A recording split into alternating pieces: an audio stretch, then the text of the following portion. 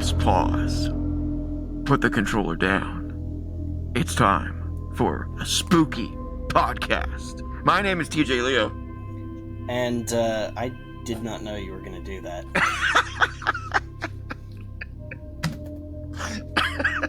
That was kind of the point.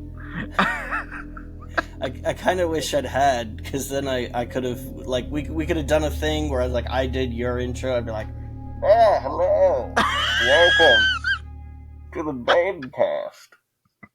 I'm Bane, and today I will be telling you about all the darkness within Gotham. Yeah, I thought the surprise would be better. I'm actually kind of happy that this mask is breathable.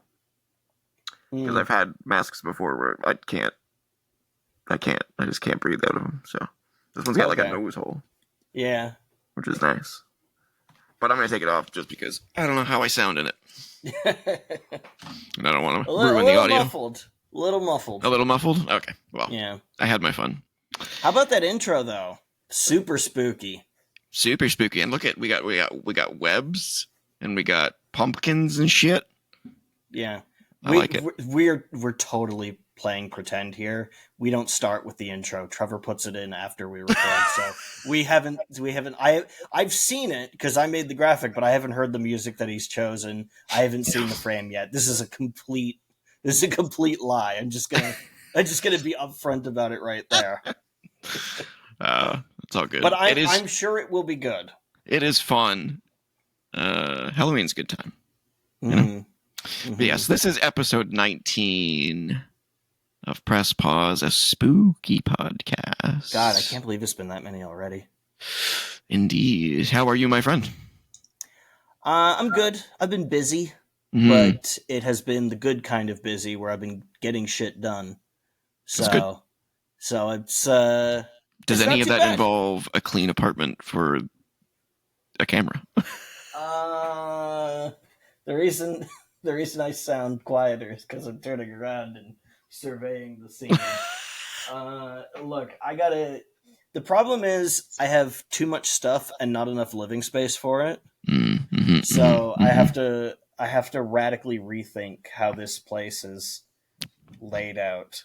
Also, they don't take recycle at my building for some reason anymore, and they haven't in a while. Wow, that's very not environmentally friendly of them. Yeah, I haven't been able to get a straight answer as to whose fault it is. Like, did the building say don't take it anymore? Did the city say we're not doing it anymore? I have no idea. So the problem is that, like, the cardboard piles up. I can't get it out to my parents to have them recycle it in with theirs often enough. So it goes up and down. It is better than it's been previously. But it sort of improves and then unimproves gradually. I know that my old apartment had a lot of problems with tenants putting stuff in the wrong bins. Right. And they threatened to cancel the recycling program if they continued to not put stuff in the correct spots. And, I hate that shit, though, because it's like, I didn't do anything. Well, no, I did do something wrong. Then I saw that there was a notice up in the halls because they didn't know who was doing it, specifically calling out the thing that I was doing. And I was like, oh, it's me. I'm the problem. Whoopsie. And then I stopped doing it, though. Yeah. Because I didn't know. I was putting cans in the bin in a bag. Oh, I see. And they don't want the bag. I didn't know that you couldn't do that. So as soon as they put that notice up and I saw it, I was like, oh, that's about me. Okay. I will stop. And then that requires people to read them and to do something about them and all that kind of stuff. So. Yeah, and then the notice came down. It was like, all right. Yeah. So I didn't do anything wrong. Fucking, why am I getting punished? I hate that. Yeah. No, I get that frustration, but I also get the frustration of the superintendent because they're the ones that have to go through the bins and resort them and all that crap. That's not fun. So, and it also takes time away from all the other crap that they already have to do. So. Yeah, the joy of living in an apartment building. Yeah. It has its ups and its downs. Get it?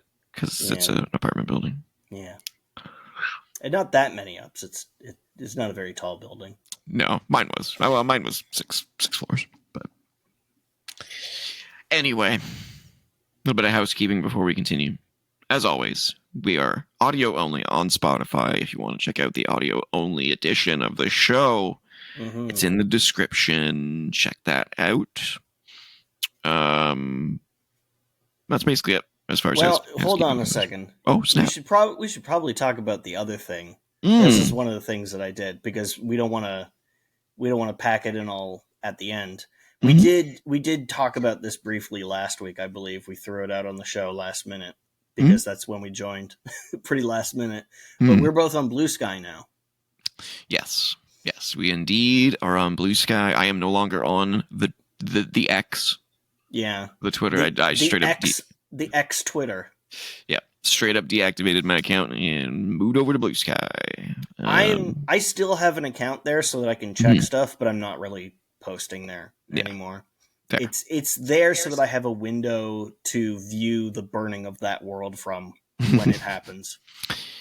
Yeah, unfortunately, not everyone I followed is on BlueSky yet, but I sent a message or left them a message to all the people that I followed that aren't over there and said, hey, just be aware that there's quite a few people moving over to BlueSky at this point.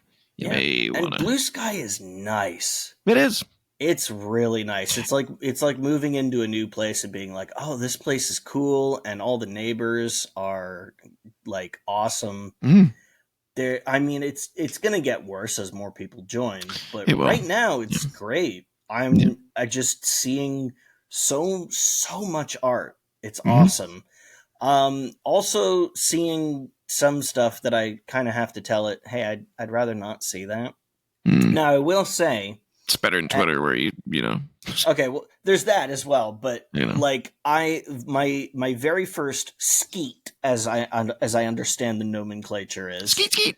Yeah, which apparently somebody who works for BlueSky a few months ago or whatever said, can we not make skeet a thing? And like I read that it was from a few months back, and I was like, shouldn't have done that, bro.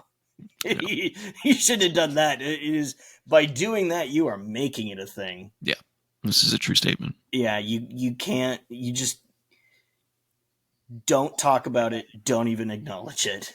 Otherwise, first rule of Fight Club. And effect. Yeah. But anyway, my first skeet was stating that I was turning off all the filters for the art because like. I don't know what BlueSky considers to be porn and what it doesn't. Like, is a like art of somebody like spread legged and getting it porn? Definitely. Is like a figure study porn? Well, that depends on how prudish you are. So I was just like, I'm just gonna turn it all off. I don't care if I see some titties in my timeline. I consider that a bonus. But like. I've also been getting other stuff that I most definitely don't want, and I know I was bringing it on myself by doing this. But like, there's a lot of diaper furs on BlueSky, and if you don't know what that is, I pity you. Or no, I pity you. You're thankful. I pity me for not being. I don't think there's any pity at all. I think you pity the people that know what it is. Yeah. I pity myself for not living in the blissful ignorance that you. I can guess what it is, but I'll stay in my. No, it's exactly what it sounds like, but you don't need to confirm that. No, I'm definitely not Googling anything. That's yeah. And I was just like, I'm not here to kink shame or anything, but is that really like you're gonna make that your personality? Yeah, for sure. Sure, like if that's it's gross, but if that's a thing you want to enjoy in private, like it doesn't affect me. Yeah, but why do you publicize it? I guess. Why do you not only publicize it but make it your personality? Like, oh my god, please just find something else to make your thing. You do not want to be the diaper fur guy. I think social media is just like anything else, where it's a useful tool and when used responsibly, and when it's not, that's what happens. Twitter is what happens. Yeah. I mean, that's the case with all tools. A chainsaw Yeah. is a very useful thing for when you need to get rid of a tree, but it's highly irresponsible if you use it on a person. Yeah, this is definitely true. Speaking of which, that's kind of one of the things that I started to lament's not a good word for it. One of the reasons that I wanted to get away from Twitter, not only because it's just a cesspool of assholes, but also I was starting to see because they don't really censor anything on Twitter anymore. Because Elon's oh, they censor stuff, but they censor all the good stuff, like all the people trying to promote the cool things that they're doing. No, you get buried by the algorithm unless you pay for premium. Yeah, that's a whole other can of worms that is just insanity. Insanity? What the hell's wrong with me? God, I recorded a very long podcast yesterday, and apparently the verbal diarrhea is not. I mean, we're never 100% on point anyway. No, we're not. What was my thought process? Oh yeah, but yeah, no. My thought that I was trying to get at was that I was starting to see violent things. Yeah, there was a lot of stuff from the what's happening in the Middle East right now, which a part of me is yeah, we should know what's going on over there, but then some of it's you didn't need to show me that. Yeah, at a certain point, I totally agree. People need to know. It shouldn't be sugarcoated, but at a certain point, you see the 10th photo of a dead child in a day, and you're like, okay. And some of them are too graphic. Why are they on Twitter? At a certain point, you're like, okay, I think I got the point with the first 9. Yeah. Exactly. I really did not need to see this 10th one. It's just.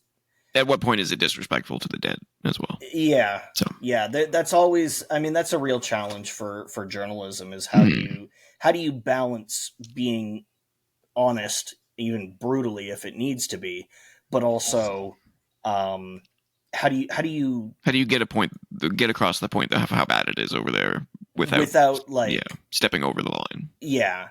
Because at a certain point, you sort of become this. But that's Twitter right now. Is that Twitter's over the line on everything? It's you guys at a certain point, you start becoming the gore publisher. Yeah, exactly. Right. You don't want to be that. No, agreed.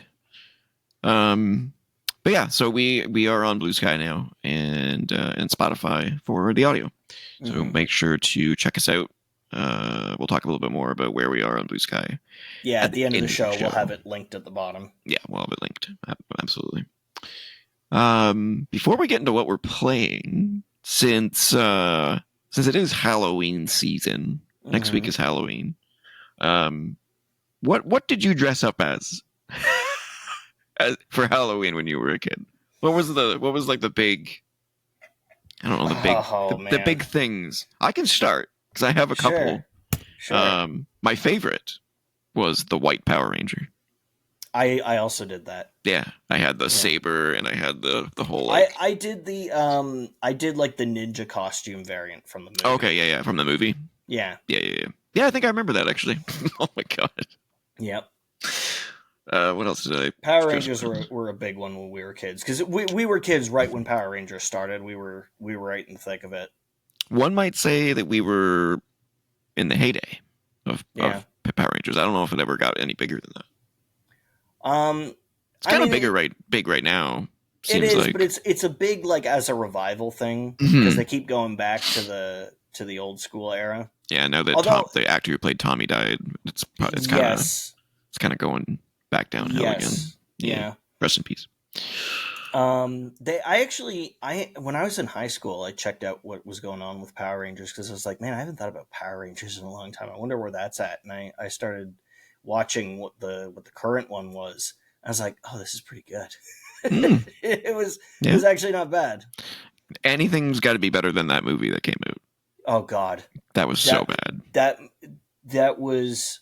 movie was somehow both awful and stupid and offensive, yet managed to somehow have a fairly realistic subplot about teenagers sharing nude pics. I was like, How the fuck did you have that incredibly believable storyline in the midst of this just complete shitfest of a movie? Don't forget the Krispy Kreme. Oh god, yeah, the product placement. Oh my god, it was so egregious. Yeah. It was like, this should have been a TV movie with all the product placement. It was disgusting. Scene where different characters say the word Krispy Kreme like 4 times after one another. Oh, yeah. Because I guess that's where Goldar is. Also, Goldar is just a monster made of gold. Fucking stupid. And I couldn't believe this is a movie aimed at kids. Ostensibly. It's supposed to be. And right at the beginning of the cow. The cow joke. Well, the bowl joke. The bowl joke, yeah. Oh god. I watched the movie, and when that happened, I was like, what did they just say? Uh-oh. I couldn't believe... my jaw was on the floor. Worst fears confirmed. I knew this movie wasn't going to be, amazing. But the second I heard that, I was like, who thought that was a good idea in a kid's movie? That was like a speed run to Hopes Dashed, because I was one of those people who's like, this is probably going to be crap, but I want to be optimistic because I'd hate to just go into it saying... And when I say go into it, I don't mean go into the theater. I did not go to the theater to watch this movie. I watched it on streaming. I unfortunately went to the theater. Oh, no. It was free, but I did go to the theater. I think it was free. I don't remember now, actually. But yeah, it was all kinds of awful. All kinds of terrible. That was the worst. That wasn't even the worst part of the movie. It was the worst part of let's find out, because it was so fast. But somehow the movie gets worse from there. It's just a huge pile of trash. Yeah. But anyway, to return to the question, let's see. I remember, you probably remember this one. The last Halloween that I went out was 8th grade, because I figured, okay, it's probably time for me to stop, so I'll do one more, and then that'll be it. And I was like, I'm going to be a Pokemon. So I was Charmander. Oh, really? You don't remember that? I had the tail being held up by the wire. I don't remember when I stopped going out. I feel like I stopped going out in grade 7. The 6 was, I think, the last time I went out. I think. I could be wrong, but I don't remember going out. I do remember the Charmander outfit, though, because you weren't to school. Yeah. Yeah. Because I would have been in grade 7. That would have been one of the last times I saw you. That was that year. Yeah. You were in Mr. Harvey's class. Yes. He passed away. Eh? Yeah, he did. Yeah, cancer. It sucks. I went. Yeah, you didn't go to it. I went to the 100-year anniversary thing at our school. Yeah, I never hear about any of that stuff. Probably because I'm not on Facebook or anything, and don't get reminders of really, it was years ago at this point. Yeah. But I've never been on Facebook, so. I think someone told me about it and invited me, so I went with them. I think is what I said. I saw Mrs. Muir. Remember Miss Muir? Oh yeah. Her and her husband were there. I think they. Anyway, we can talk about it another time. Yeah. I've never been particularly interested in school reunions. It's like, oh wow, I can go and see how everybody is doing way better in life than I am. I want to go to a reunion where only the people who are drug addicts are invited, so I can go. Okay, so you can go back and be like, "Oh, I'm clean, bro." Man, at least I'm not that bad. To be fair, the school reunion I'm talking about, I'm trying to avoid using the name of the school. Yeah. Because it's the internet and people are creepy. Yeah. I didn't see any students that I went to school with, other than the one I went with. It was mostly just teachers and principals and stuff like that. Mr. Payne was there. Huh. Cool. Mr. Fowley, if you remember him. Yeah. Yeah. I worked at a video store for a while, and he was Super A.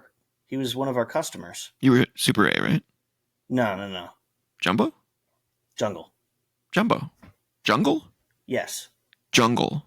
Yeah. Where was that? Fucking. Well, again, let's not go into like addresses and stuff. No, it's not there. It's not there anymore. Okay, anyway, the point is, nothing. I remember he came in and he fucking rented. What's You're talking about Fowley, right? Yeah. What's the. God damn it! What's the movie with all the action movie stars in it? Expendables. Yeah, he came in and rented like Expendables 2 or something. I was like, that does not strike me as a movie hit for him. Yeah, I know, right? But he was still talking like he was like super. He's an interesting fellow. Yeah, he is. He's super interesting. Like, oh my god, he's actually like this in real life. My family doctor is exactly like him. Whenever I talk to him, I'm like, oh my god, I see Mr. Fowley in you. Yeah, when he came back to return it, he was like, it was a great shoot 'em up. I was like, what the fuck? Wow. That was fun. That was a fun day. I have some fun stories from the video store. Maybe I'll tell him sometime. See, now I want another reunion to meet all those people again. Hopefully they're all doing well. All right. All right, enough about Halloween for now. Yeah, I can't remember. I can't remember a whole lot, unfortunately. Well, no, I do remember one other costume because my mom found it a few years ago. Oh. She made me an Ultraman costume back in kindergarten. Ultraman. Oh, yeah. Yeah. The red and silver dude. Yeah. And it was sick because she found the mask at a store, but then she made the rest of the costume herself with like fabric dye and fabric paint. That's cool. Yeah, it was awesome. Did you see the new movie, Ultraman Rising? No, I haven't seen that. Apparently it's got great reviews. So yeah, I need to see all that stuff. Yeah, I haven't seen it yet either, but heard it's good. Yeah, I can't remember any other. I wore a what do you call the Plague Doctor mask? Oh yeah. With one time. The long beak thing. I love that mask. I think it's really cool. I don't like wearing it because it's can't breathe in it. Well, that's kind of the point. Yeah, just to prevent you from breathing in the vapors, the plague. Oh, I was a Ninja Turtle. Oh yeah, I was a Ninja Turtle 1 year as well. Yeah, I think I was Leo. I can't remember which one I was. Leo or Raph. That's like I want to say like probably first grade or something. Yeah, it would have been really young for sure. Yeah. All right. Let's move on to what we've been playing. I have a lot to talk about. Do you have anything that you want to go before I start verbal diarrhea? I do. I've been playing two things. Okay. Neither of them are new, but they are worth talking about because I'm playing them again. So the first one is Death Stranding, which I've previously had considerable trouble getting to run on my computer. Right. Just dead-end fatal crashes with no hope of solving it. Had the hard drive crash a while ago. I fresh installed Windows 10. And there's a part of me that's like, I should try Death Stranding. But I've been kind of dreading it because, like, what if I find out that it truly just does not work for me?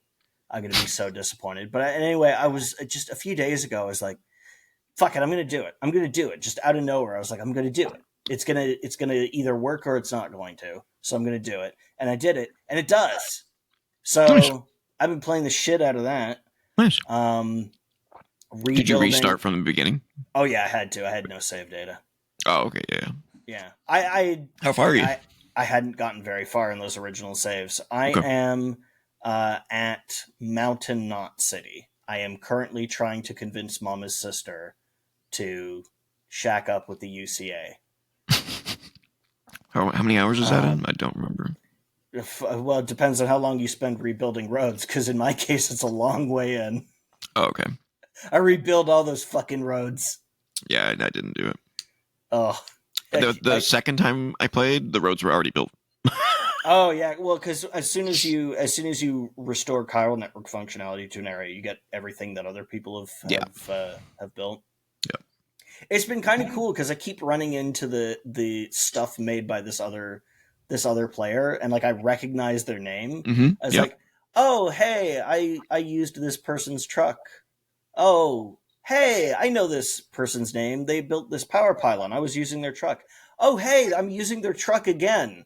It's like I just keep running. They must be playing through the game at the Well, same pace that I am. from what I understand, they put you in instances Yeah, with specific groups so that right. you always see the same people on purpose. Yeah, because otherwise you'd be seeing like a different variety of Yeah, shit every time you played the game, or the exactly. entire game world would just be covered in stuff. Yeah, So you get put in with with a group with a of a group of certain people. amount of players. Yeah. Yeah, there's a lot of Chinese people playing the game. It feels Mm. like 1 in 3 names is in Chinese. I guess it must have been really popular there or something. I don't know. I mean, it's a Kojima game, so Yeah, you know, probably pretty popular in the East. yeah. But Um, man, I've been having fun with it. yeah, I love that game. Yeah, Yeah, when you get to the point where you get zip lines, yeah, that's yeah, to me when the game really takes off, and I'm like, oh man, yeah. I can make this like Well, fucking sick. because now you got the mountains, and trying to go up the mountains with vehicles is no good. Trying to It's walk the mountains is what I did, and oh my god, it yeah, really feels like a trek. yeah, and you got it, and that's what I like about the Are game you in is the you got snow yet, or just in the yeah, mountains? You're in the yeah, snowy mountains. yeah, Okay, well then you're pretty close to zipline territory. yeah. Well, they are unlocked. Mama unlocked them, Oh, okay. so Yeah, I've highly seen recommend them. using them. They're Yeah, amazing. Absolutely amazing. yeah. Especially for I'm repeat travel. It's just yeah. Well, phenomenal. I'm finishing up building the roads for when I need to do deliveries of big things because you got to use trucks for those. Yeah, yeah. Um, and What a great game.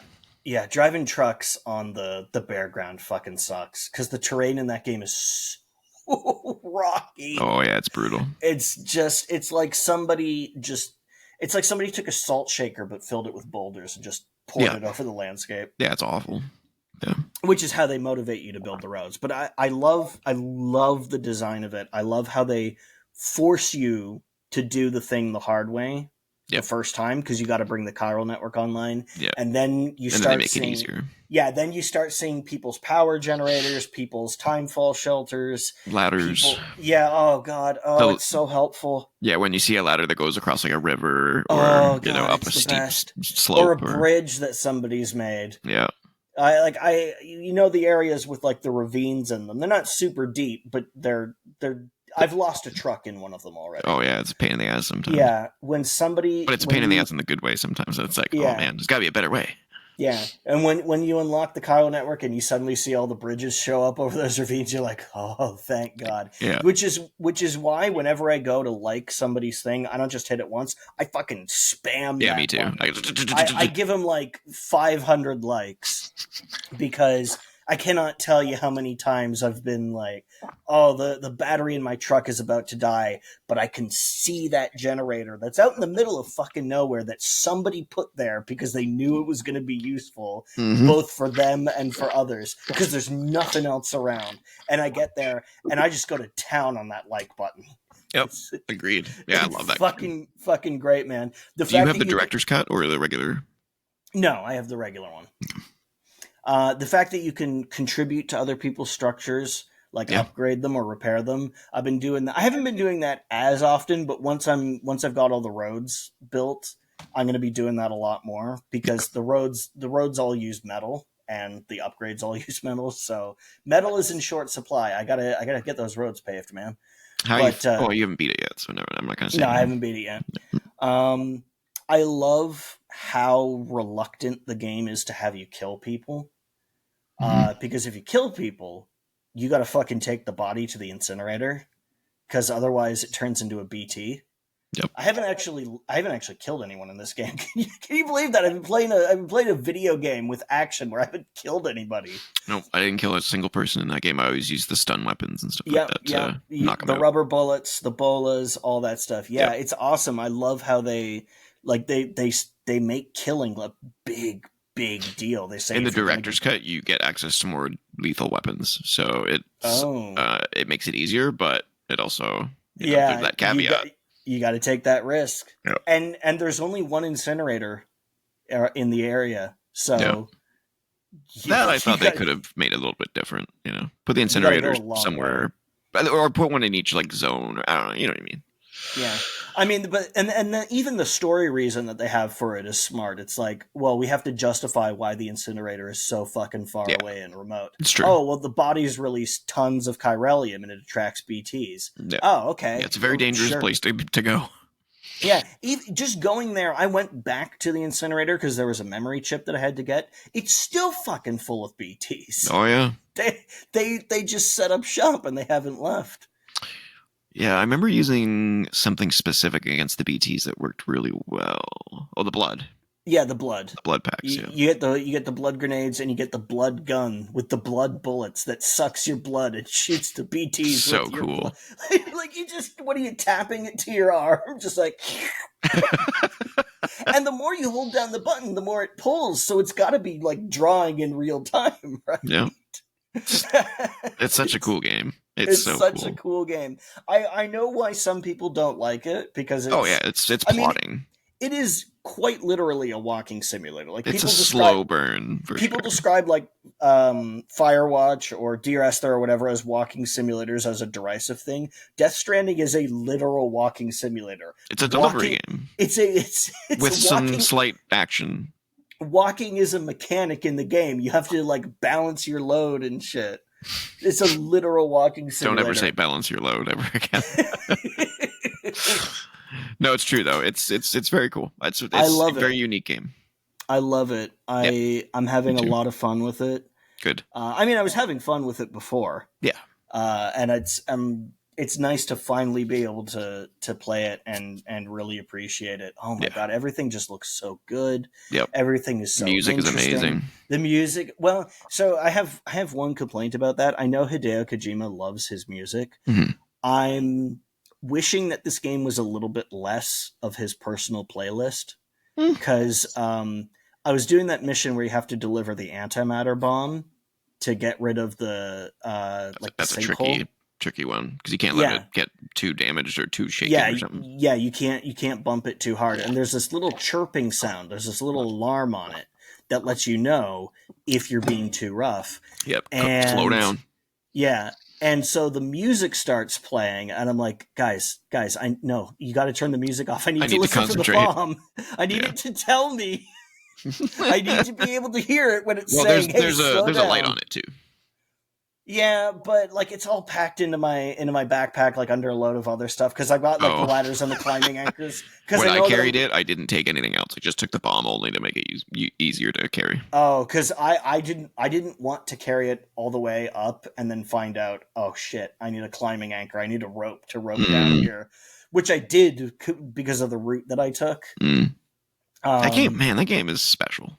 Yeah, it's really, really good. Yeah, it kind of makes me worry for the sequel because it's like, what are they going to do to distinguish it? I think they've got something planned because they show more lethal weaponry being used.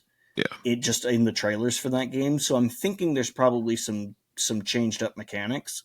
Well, I mean, you'll see what happens at the end of the game to facilitate some of that. So okay. It's not entirely clear because it is maybe the most convoluted ending of all time of any game ever made. The thing is, I do know a bit about how the game ends because it's been out for a few years and there's no way to avoid spoilers. Like, and it's like people shouldn't be expected not to talk about it openly after it's been out for this long. Like, there has to be a statute of limitation on spoilers. Yeah. So I know that, I know there's stuff about Amelie, there's stuff about Higgs and all that shit. I don't know all the specifics of it, but I couldn't even tell you what the specifics are. And I've played it. Yeah. But I know broadly what's up with the Death Stranding and all that shit. But yeah, man, I've been having a good fucking time with it, and I thought that I was getting your final thoughts on it. Yeah, I thought I was getting across it really fast because I noticed, like, man, I'm like halfway across America within the first 10 hours. But then it's like, oh no, but you're going to be spending half the game there. Yeah. And then I assume you got to make your way back. I don't think so.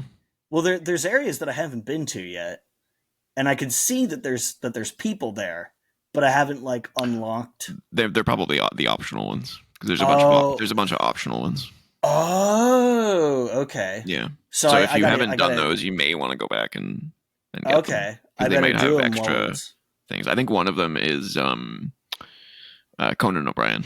Yes, I did do that one. You did do that one? Yeah. Yeah. That's so funny. That was fun. What a random cameo. Well, Jeff Keighley's in there as well. Yes. And they're like a few of Hideo Kojima's celebrity friends are in there. So funny. Yeah. He's a special cat, that guy. Yeah. Okay, what's the other game? So the other game, this is funny because I started doing this while waiting for Death Stranding to download because it's a 60 gigabyte game. When we did Press Pause Extra, we looked at magazines, we looked at some art in one of those magazines, and we zoned in on a Chrono Trigger like envelope art or whatever. And then that got me thinking about Chrono Trigger. Which is never, too far away from the forefront of my mind because fucking Chrono Trigger. It's one of the best games ever made. Yeah. So I'm playing Chrono Trigger again. Oh, well. I just couldn't stop thinking about it. I was like, I just gotta fuck it. Like I tried to put it off. Yeah. And then I was just sitting there waiting for Death Stranding to download. I was like, fuck it. I'm playing Chrono Trigger again. So now I'm playing Chrono Trigger again. I don't blame you. Great. I probably replay that game every 2 years.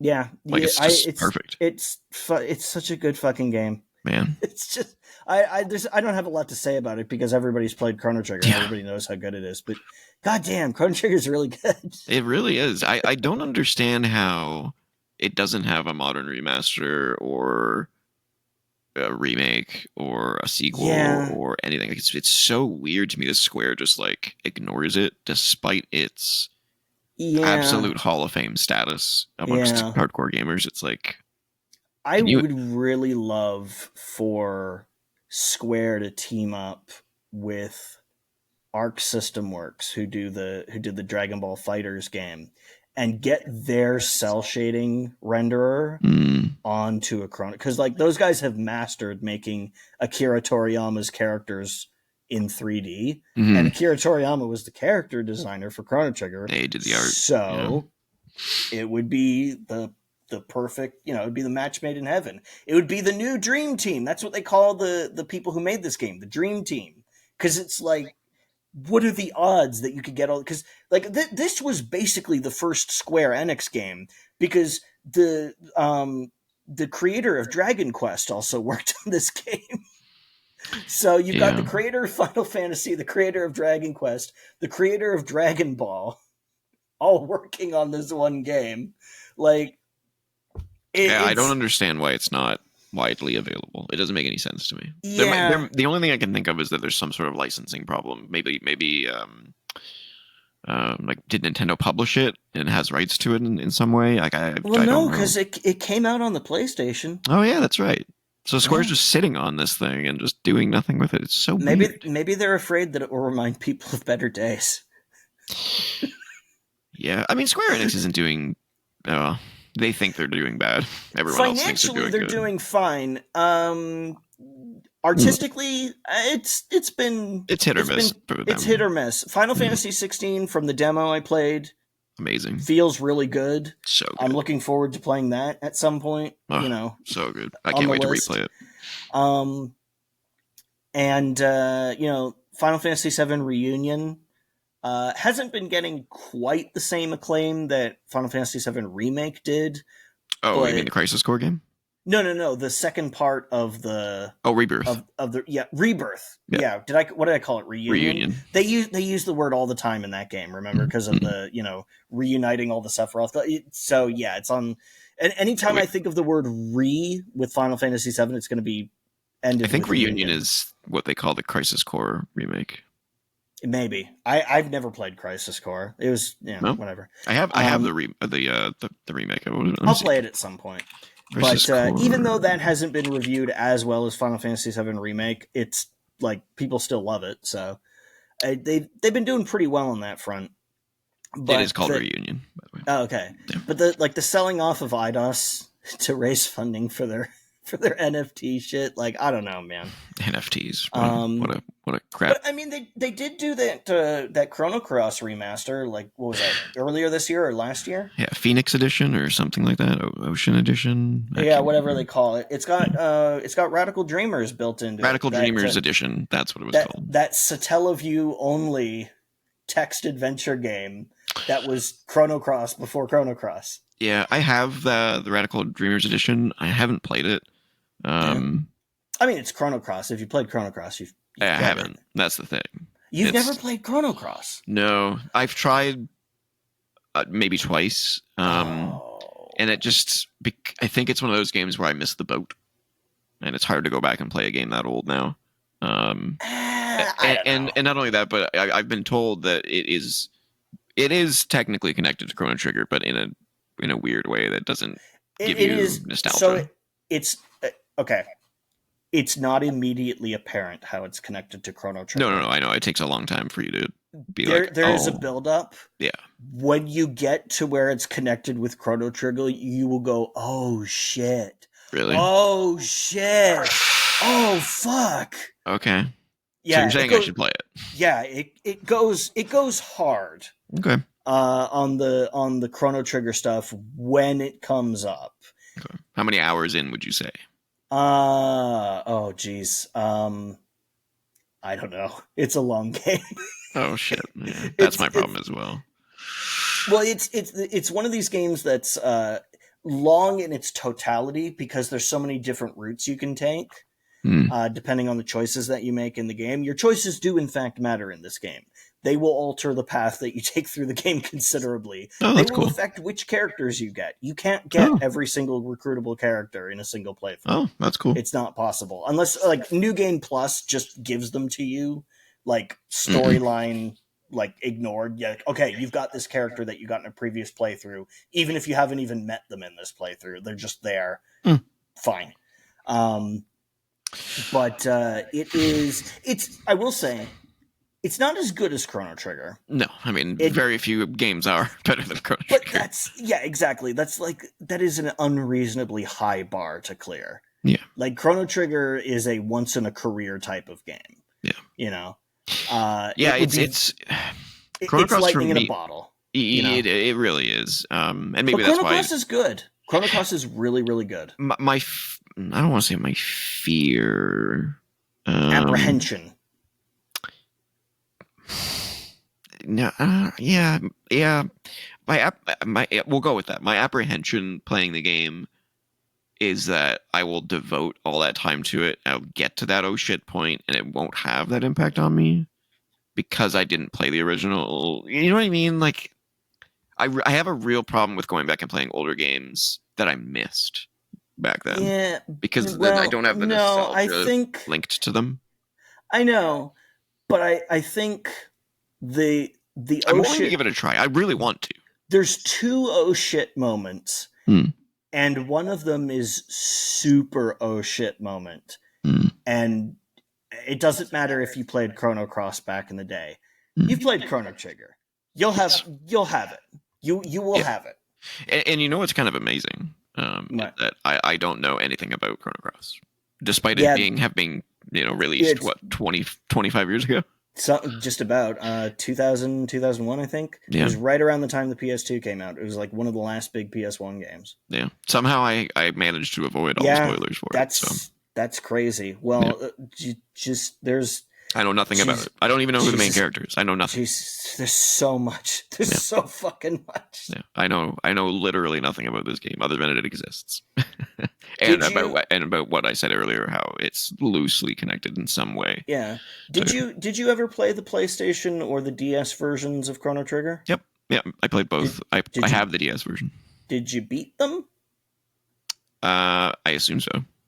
Because there's a thing because they added those animated FMVs. Yes. There's a thing that they added to one of those that connects it pretty heavily to Chrono Cross. Oh, really? But I wouldn't have known it. But you won't know what it is because that version, I think, came out after Chrono Cross did. So are you saying I should replay the DS version before, or will I just automatically remember? Do you think? Having played it 1,000 times. It's a minor thing. So I probably wouldn't notice. Yeah, the significance of it was probably lost on you when you saw it. But you'll probably remember when you'll go. I mean, having played Chrono Cross, so is it specifically tied to the cutscene, or would I just know it from playing the game? Well, there's several things. There are a few that you'll just know from playing the game. Okay, well then, and then there's one thing that is specifically shown in the ending of which ending? There's like 1,000. Well, which ending? I don't know, because I've never played the PlayStation and DS versions to completion. I've never played the DS version at all. Oh, it's really good. They added like a arena mode. Yeah. But I've seen the FMVs, and I don't know which ending it's from. I assume it's from the good ending, because actually, at least the canon ending, because it leads into Chrono Cross. Interesting. Yeah, I'll have to. Yeah, I'll get to Chrono Cross. Definitely play I would similarly. I'd love to hear your take on Chrono Cross. Yeah. Maybe that'll be one of my next games, because I'm getting low. Yeah. On stuff. Well, knowing that you haven't played it now, I'm just going to be like clapping my hands, like hee. Oh, he's going to get to that part. Ooh. Oh, he's going to get to that part now. Okay, that's my next game then. I've made my decision. Yeah, stick with it. There is a point. I will say there is a point in the game where it does kind of feel like it's dragging. Once you get past that, it picks up like right again. Okay. Because you get to something pretty significant right around that point. All right. Yeah. I will do that. I will maybe play this week and have like initial impressions next week, maybe. Excellent. We'll see. But what have you been playing this week? Too much. Oh. Well, let me start off by giving my final thoughts on Ghost of Tsushima. I beat it. Yes. And I still wanted to continue playing. I didn't realize that they added an entire other island in post launch DLC. Okay. It's not big by any stretch. It maybe adds like another 2 hours. Okay, so it's just like a fun little. Well, it's more story, and it is tied to Jin and the main story. It's good. But man, yeah. So my final thoughts on it are, I definitely like it this time more than the first time. That's good. So I'd probably give it like a 9 out of 10. All right. But I do have some critiques. Sure. The first. So what I talked about last time in my initial impressions was that I don't connect well with Jin. Jin's pretty stoic, and something happens that changes him in the story, and it makes him much more relatable and much more human. Kind of opens him up to the player. It really opens him up, and you connect with him way better. That's good. My critique about it is it happens way too deep into the game. Yeah, it's about, I don't want to say it's 3/4 of the way through, but it's like 66% of the way through. That's pretty deep into the game. It's very deep, yeah. It takes a long time. That's usually a thing that happens around the halfway point. Yeah. The halfway point in this game doesn't really do what it should have done. Because that's how they get you to play the halfway point of this game. What's that? That's how they get you to play the second half, is they make you wonder, like, oh, what happened to this guy? Oh, this is what happens to this guy. Okay, now I'm motivated to get revenge along with him. Yeah, they didn't do that well at all in the first half of the game. It's the first half of the game feels very long. Yeah. And then when you finish that basically that first huge chapter, the game opens up to like,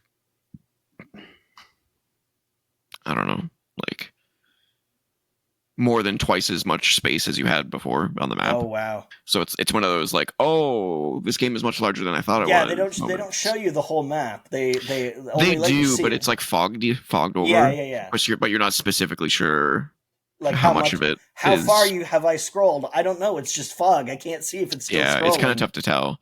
Yeah, but Elden Ring does that. Yeah, this one doesn't do it quite as well as Elden Ring does, but anyway, it's like Elden Ring doesn't even let you scroll high enough on the font. Yeah, that's what I mean. Yeah, Ghost of Tsushima does, so you can go kind of looking around and kind of get an idea. But Fallout 4 does the opposite thing, where it has the glowing sea, and it's like, oh, you've got the borders of the map. Okay, the glowing sea goes way beyond the borders of the map. Yeah, the borders of the map aren't the wall of the world that you can't walk past. That's just an arbitrary designation. So you realize, oh, there's a huge blasted wasteland way outside the boundaries of the quote unquote map. Yeah. But anyway, Ghost of Tsushima.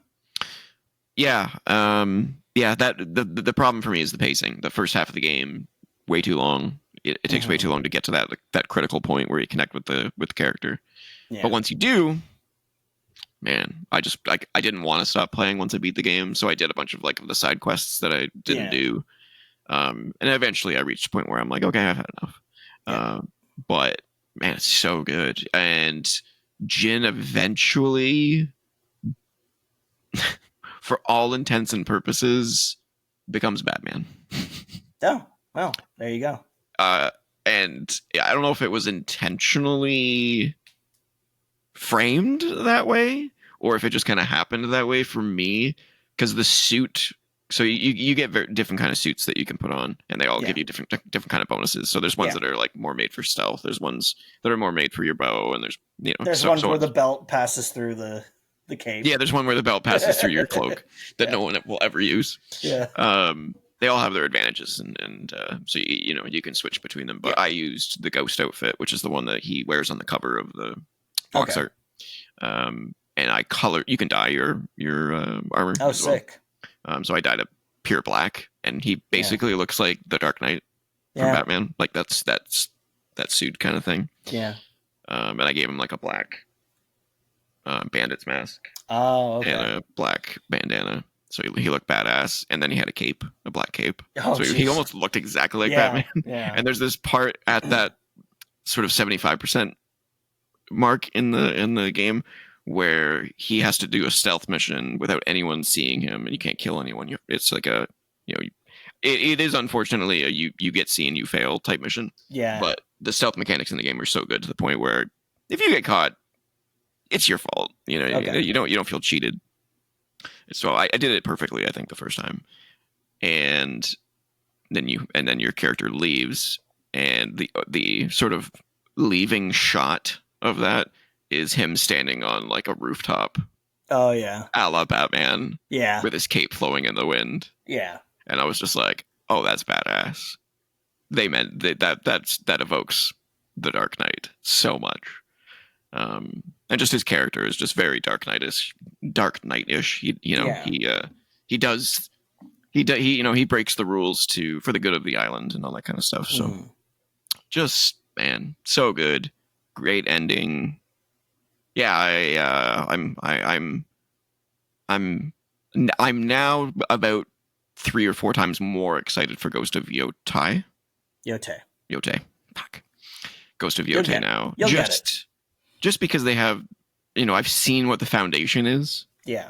And it's so good. Yeah, now they're building on that. And I'm just like, what the hell are they going to do that's going to make this that much better? Yeah. Holy crap. If they can pull that off, I would say Sucker Punch is now in your, top 3 elite Sony first parties. Mm-hmm. They probably already are, honestly, but, those are the Infamous guys, right? No. Yes. Yeah. Sorry. Yes. Yeah. Yes. I wasn't as crazy about Infamous. I wasn't crazy about Infamous 1, but I loved Infamous 2 and Infamous 3. One is the only one I played. And that kind of stung because that was one of the games I got for free when, Sony had that huge hack. And they offered a few games for free. That was one of the ones I got. Mm-hmm. And I was like, I got this for free, so I'm not too upset about it. But if I'd paid $60 for this, I would have been. I would say it was still good at the time. It was okay. It was a solid 8 for me. But I liked Prototype a lot better. Yeah. Those two are always going to be compared. It's not really fair, but they did kind of come out at the same time. Yeah. But no, Infamous 2 is way better, and then Infamous 3 is just fantastic. Yeah, so yeah, love Ghost of Tsushima. Can't wait for Ghost of There you go. Tay. You had it right the first time. Tay. Yeah. Final thoughts on Uncharted 2. Beat that one. I forgot how long that game was. Oh, yeah. It is still fantastic, but the last several chapters drag on way too long. Makes the same mistake as the first game did, where the shootouts are too plenty and too long. Yeah. And you're just like, oh my god, I've mowed down like 100,000 men at this point. It's I'm basically treasure hunter Hitler. Yeah. It really is. It gets ridiculous at a point in that game. When you think about it, and like you step back and you say, how do these characters sleep at night? I know they like by the end of the series, he's probably murdered like 100,000 fucking people. I get it. It's him or them. Like, I understand it in the moment, but it also makes no sense that he can take on that many people too. Yeah, like narratively, how do you justify, fucking smack talking adventurer man just killing all those people? Yeah. He must get counseling between games or something. And I think that's probably why they went with the Last of Us style. After that, was they realized that they like the combat, but they wanted to be more grounded in reality. Yeah. So you're not taking out waves of enemies. The combat in Last of Us and Last of Us 2 is basically a puzzle. Yeah. Also, it's how to figure out how to take them out without and survive. Somebody in The Last of Us is brutal. Oh yeah. You're not just popping them from like the other side of a room. You're like bashing their brains in. Yeah. And if you do shoot them, like blunt object, it feels like you killed someone. Like it's really visceral. But yeah, Uncharted 2 still a classic, still fantastic. Huge leap from the first game. It's kind of unreal. What a leap it is from 1 to 2. And then I also, surprisingly, in the same week, beat Uncharted 3. Started and beat Uncharted 3. Wow, you muscled through that. Much shorter game than Uncharted 2. Uncharted 2 was bloated. I think it was 26 chapters. Uncharted 3 is about 21. Christ. Yeah, so it's a lot shorter. It's also very, very good. It's great. How'd your sister like 3 versus 2? I haven't asked her that yet because we beat it today. Okay. And we immediately started Uncharted 4. Oh, wow. So we've basically played Uncharted 2, 3, and 4 within the last 2 weeks. You're just flying through them. Just flying through them. Well, I put them on easy mode just so that we didn't have to get stuck at any of the shootouts and stuff like that. Okay. Because she doesn't give a shit about the shootouts. She cares about the action and the puzzles and the story and all that stuff. So yeah. And I whenever I stream for anyone that's not a gamer, I always put it on the easiest mode just to fly through the stuff that they don't give two shits about. Yeah, you're there to entertain them, not to prove anything. Exactly. I just want them to see what I saw, the greatness of these games. But yeah, I think Uncharted 3 is still great. I think they solved a lot of the problems that we're into with far less crazy shootouts, although Uncharted 3 is much more difficult. The shootouts are pretty. I died a lot in Uncharted 3 on easy mode, so it's pretty challenging. And then we played the first few chapters of Uncharted 4, and holy crap, the graphics in that game are still just it's just phenomenal. I just can't believe how good that game looks still. What a series. Yep. But I also remembered that Uncharted 4 is the longest Uncharted game, I'm pretty sure. So it's going to take us some time to get through that one. Yeah. There's a lot more story and a lot more puzzles and a lot more climbing and platforming. Yeah, isn't that the one where Drake gets pulled back in after retiring? Yes. Yeah. But yeah, love Uncharted. We might play Lost Legacy. I don't know yet. We'll see what she wants to do. Next up, man. Oh my god. Yeah, I've been playing a lot, man. I mentioned Tavern Master last week, but I didn't actually get to talk about it. Not much to say about it. It's how do I describe it? It's the idea of it is that you are running a tavern in like a D&D universe. So you get your, a lot of normal patrons, but you also get like dungeon delvers that you can actually hire to find like rare foods for some reason that you can use to bring me enhance back your this kitchen. goblin foot. No, it's stranger than that. Like it's like cheese. Somehow they find cheese. Maybe it's like Castlevania. They break a brick in the wall and boom, there's meat in there. Yeah. Yeah, you can get meat and coconuts and beans. Get some of that wall meat. Yeah, it's a little strange, but did you know that they hid a piece of meat in the Castlevania show? Oh, really? Yeah, there's a hidden piece of meat in one of the episodes. That's a good Easter egg. Yeah. Did they do a cameo or like an Easter egg for like the weird tornado lightning segment in Castlevania 3? No. That's a bummer. Yeah, so it's basically, like a Sims but like you're running a tavern. So, you're building the tavern, you're putting the tables and the chairs where you want them, you're decorating, you have to hire waitresses, you have to hire cooks, bartenders, you have to run the bars, you have to make sure you refill the drinks, make sure all, and the further you get in the game, the more patrons you get, the more complicated everything gets, and it just gets deeper and deeper and deeper and deeper until you're like, you have a multi-floor tavern and you can have an inn in the tavern as well. And like, it's pretty deep for a game that cost me like $6. Yeah. It was on sale, but it was $6. And I get lost in those games. I tend to think that those are my like time sink games. Right. Where I'm just like, you know what? I need a thing that I can just waste 7 hours in and just not think about anything else. Yeah. I put music on and you just get lost in it. You look at the clock and you like, shit, 3 hours. Oh shit, it's 2 a.m. Yeah. Yeah, that's the kind of game I sometimes need. So I'm enjoying that. Finally, I did play the Metaphor ReFantazio demo. Yes. Because I wanted to give it a second chance after I heard all the amazing reviews, and I kind of want to buy it now. Yeah, you told me that it was starting to click. It started to click. So I was wrong about a bunch of things, which makes sense because I didn't give it enough time. Mm-hmm. But the battle system is basically, so you can see the enemies as you're wandering around. Yeah. And you can slash at them a bunch of times if you can get behind them. And if you slash them enough times, you can then initiate a turn-based battle where you get the opening salvo, basically. Yeah. Okay. So you get like a bonus damage to start the fight.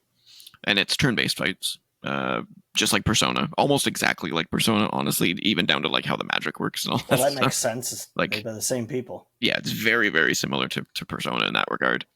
So I don't have much to say on the combat system in that way, but the one really cool thing that they do with the fact that there's this like element of outside of turn-based combat, like real-time combat, mm-hmm. is that if you encounter enemies that are too low level for you, you can just kill them. Oh, right on the overworld, and you get the XP for them. Yep. So you just boom, boom, boom, boom, they're dead. You don't have to go into the turn-based battle. Exactly like Earthbound. Love it. Oh, okay. Yeah. Cool. Yeah. I was like, oh, that's fucking fantastic. So you don't, you're not wasting time on a turn-based battle where you're going to kill it in 2 hits anyway. So yeah, that's very cool. I love the art style. They don't have the anime tropes that I stay away from JRPGs for. Like, they don't have the say the name of the move that you're doing thing. And the exposition thus far has not been beat me over the head with it. On the last episode of Dragon Ball Z kind of stuff, recapping everything. No, not necessarily that. Just the where every time they talk, they have to explain what they're talking about. Yeah. Do you know what I mean? Yeah. Like, everybody needs to talk, and there needs to be full exposition. Yes. For what's going on. Yeah. Some JRPGs go so deep into that where it's like you don't play for like 2 hours and you're just listening to people talk. And so they do a pretty good job of avoiding that trope in this game so far. And the demo is fucking huge. I played it for 2 hours and didn't finish it. I've heard it's pretty big. Yeah, yeah. I got to the 2 hour point, which was super deep into the story, and I was like, okay, I'm good. I'd like to play this. I was sold on it at that point. I didn't need to Yeah. play any more than that. And if I buy the game, it just starts off wherever I was in the demo, so it's not. Yeah. I didn't need to finish it. Yeah. But I was sold on it. Yeah, I really liked it. The story seemed really cool. The main character is kind of,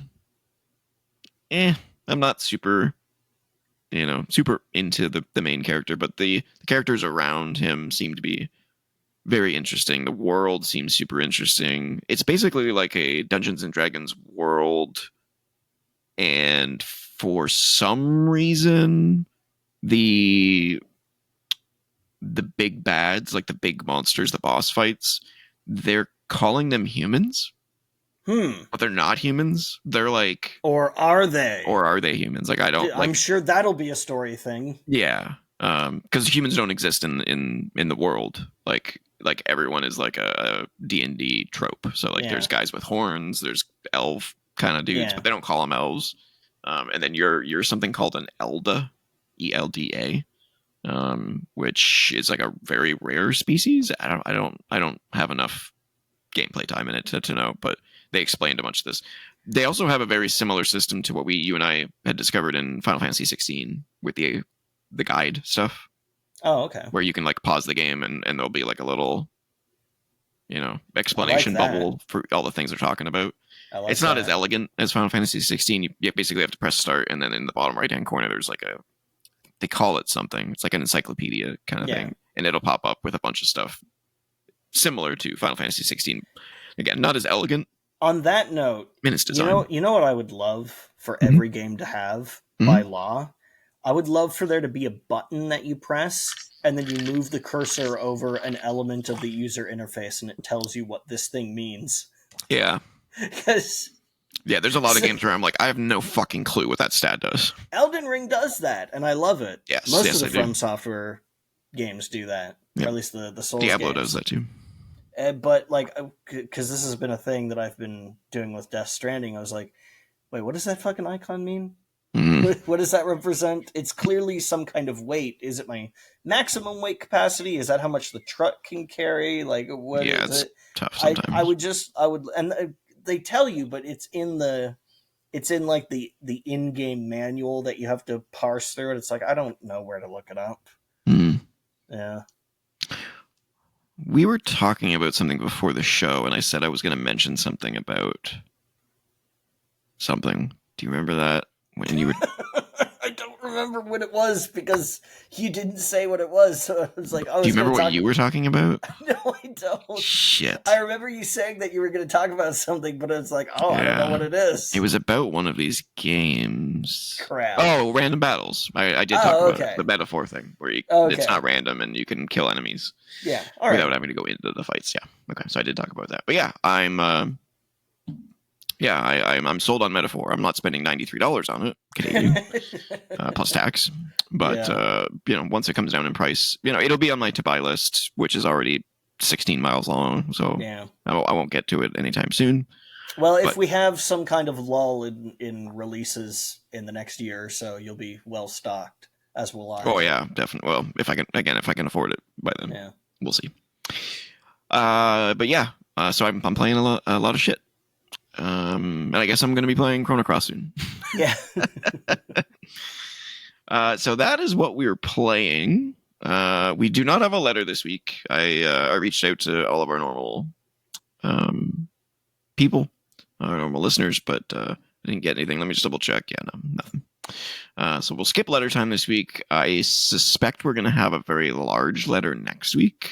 Hashtag spoilers. Been talking to somebody who has a lot to say about a particular video that we made. So, is this going to be my fault? I don't think so. I think it's just it's a lot of commentary. But I will accept the blame for anything that I am responsible for. That's fair. Like if people want to bitch at me for the constantly no, it's not text styles in that extra video. Look, man, Shotcut does not have great like typesetting. You would not believe how hard it is to get outline text that also looks good in that program. And I wasn't going to sit there and fucking Photoshop screenshotting every moment that I needed to put text on and creating a PNG overlay. That would have taken me like a week. No, we just need to get a better program for photo editing or for video editing at some point. But yeah, no, it's not a complaint. It's a take. Oh, okay. So hopefully they get that to me for next week's episode. That would be cool. You know who you are. You're listening. Do it. Do it. All right. And there's only so many people it could be. We don't have that many listeners. Oh, which of the 5 people who subscribe to us will it be? 6. Or is it 6? It's 6 now. Yes. Which of the 6 people will it be? Well, we get more listeners than that, but those are our regular listeners for sure. Yeah. All right. Let's get into the news. Not a huge amount of news this week, but some significant stuff that we definitely need to talk about. Do you have anything, by the way? I didn't ask you that before the show. No, because I disappeared into Death Stranding. Okay, that's fine. That's completely vanished into it. That's okay. I got some decent, quite a few things to talk about that are kind of linked to each other. But the first is that I keep a document of game releases and release dates and all that kind of stuff, Google Doc. That also helps me keep track of the games that I've played, the games that I still need to play, and I also keep a top 50 list, so I can do a top 50 list once the generation's over. Top 50, man. I'm a huge nerd. I just play the games, man. Yeah, I can't imagine turning my hobby into work like that. And yet here I am. I just like doing it for my own. Like look back. Yeah, I know. Purposes. I know. You've been like that for years. You've been. I have lists for every generation. Yeah. I am a sick bastard. But one thing I noticed was that 4 games are still slated for 2024, but don't have a release date. And that is confusing. That's we haven't heard anything. That's really cutting it close. Yeah, I'm not entirely sure why these 4 titles have not been officially delayed, because as of this recording, it is October 25th. Yeah. So they basically have 2 months left to get their game out, and none of these are going to come out in November because they're not big enough, and November is going to be stacked. So I don't think any of these are going to come out this year, but I wanted to mention them. Hopefully we get some news from them soon. The first one is Ark 2. Oh, yeah. The Vin Diesel game. The sequel to Ark Survival Evolved. Yeah, something like that. Yeah. It's hard to make a sequel to a survival crafting game like that because they just kind of grow infinitely. Yeah, I don't know. Well, I've tried to get into Ark, and it was one of the first, big survival type crafting games. So Other than Minecraft. I don't know which one. Yeah, I'm assuming it came second, but I think it's one of those one of the first ones that wasn't voxel. Yeah. But it's archaic in my opinion. Like the menu system is terrible. It's awful. The UI is one of the worst UIs I've seen in a video. Yeah, it's one of those games that I don't think anybody expected to get big. Yeah, and it just did anyway somehow. I'm not. I really tried to get into it.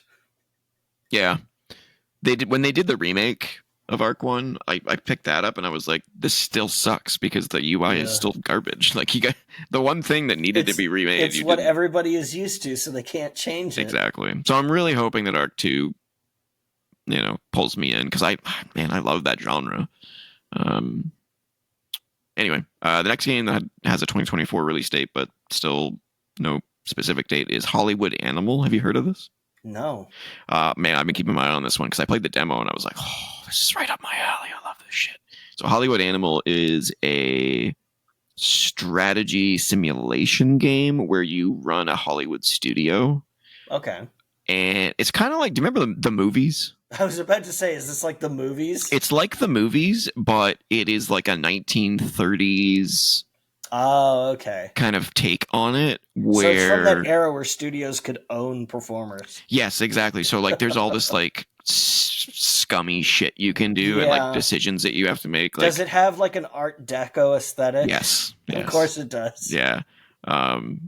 great music into it, and it has like it keeps giving you choices that have you make decisions that are like, I don't want to say like you either go the shady route or you go the noble route, basically. And so like this one actress, when I played the demo, was complaining that she needed to delay the shoot because she was sick.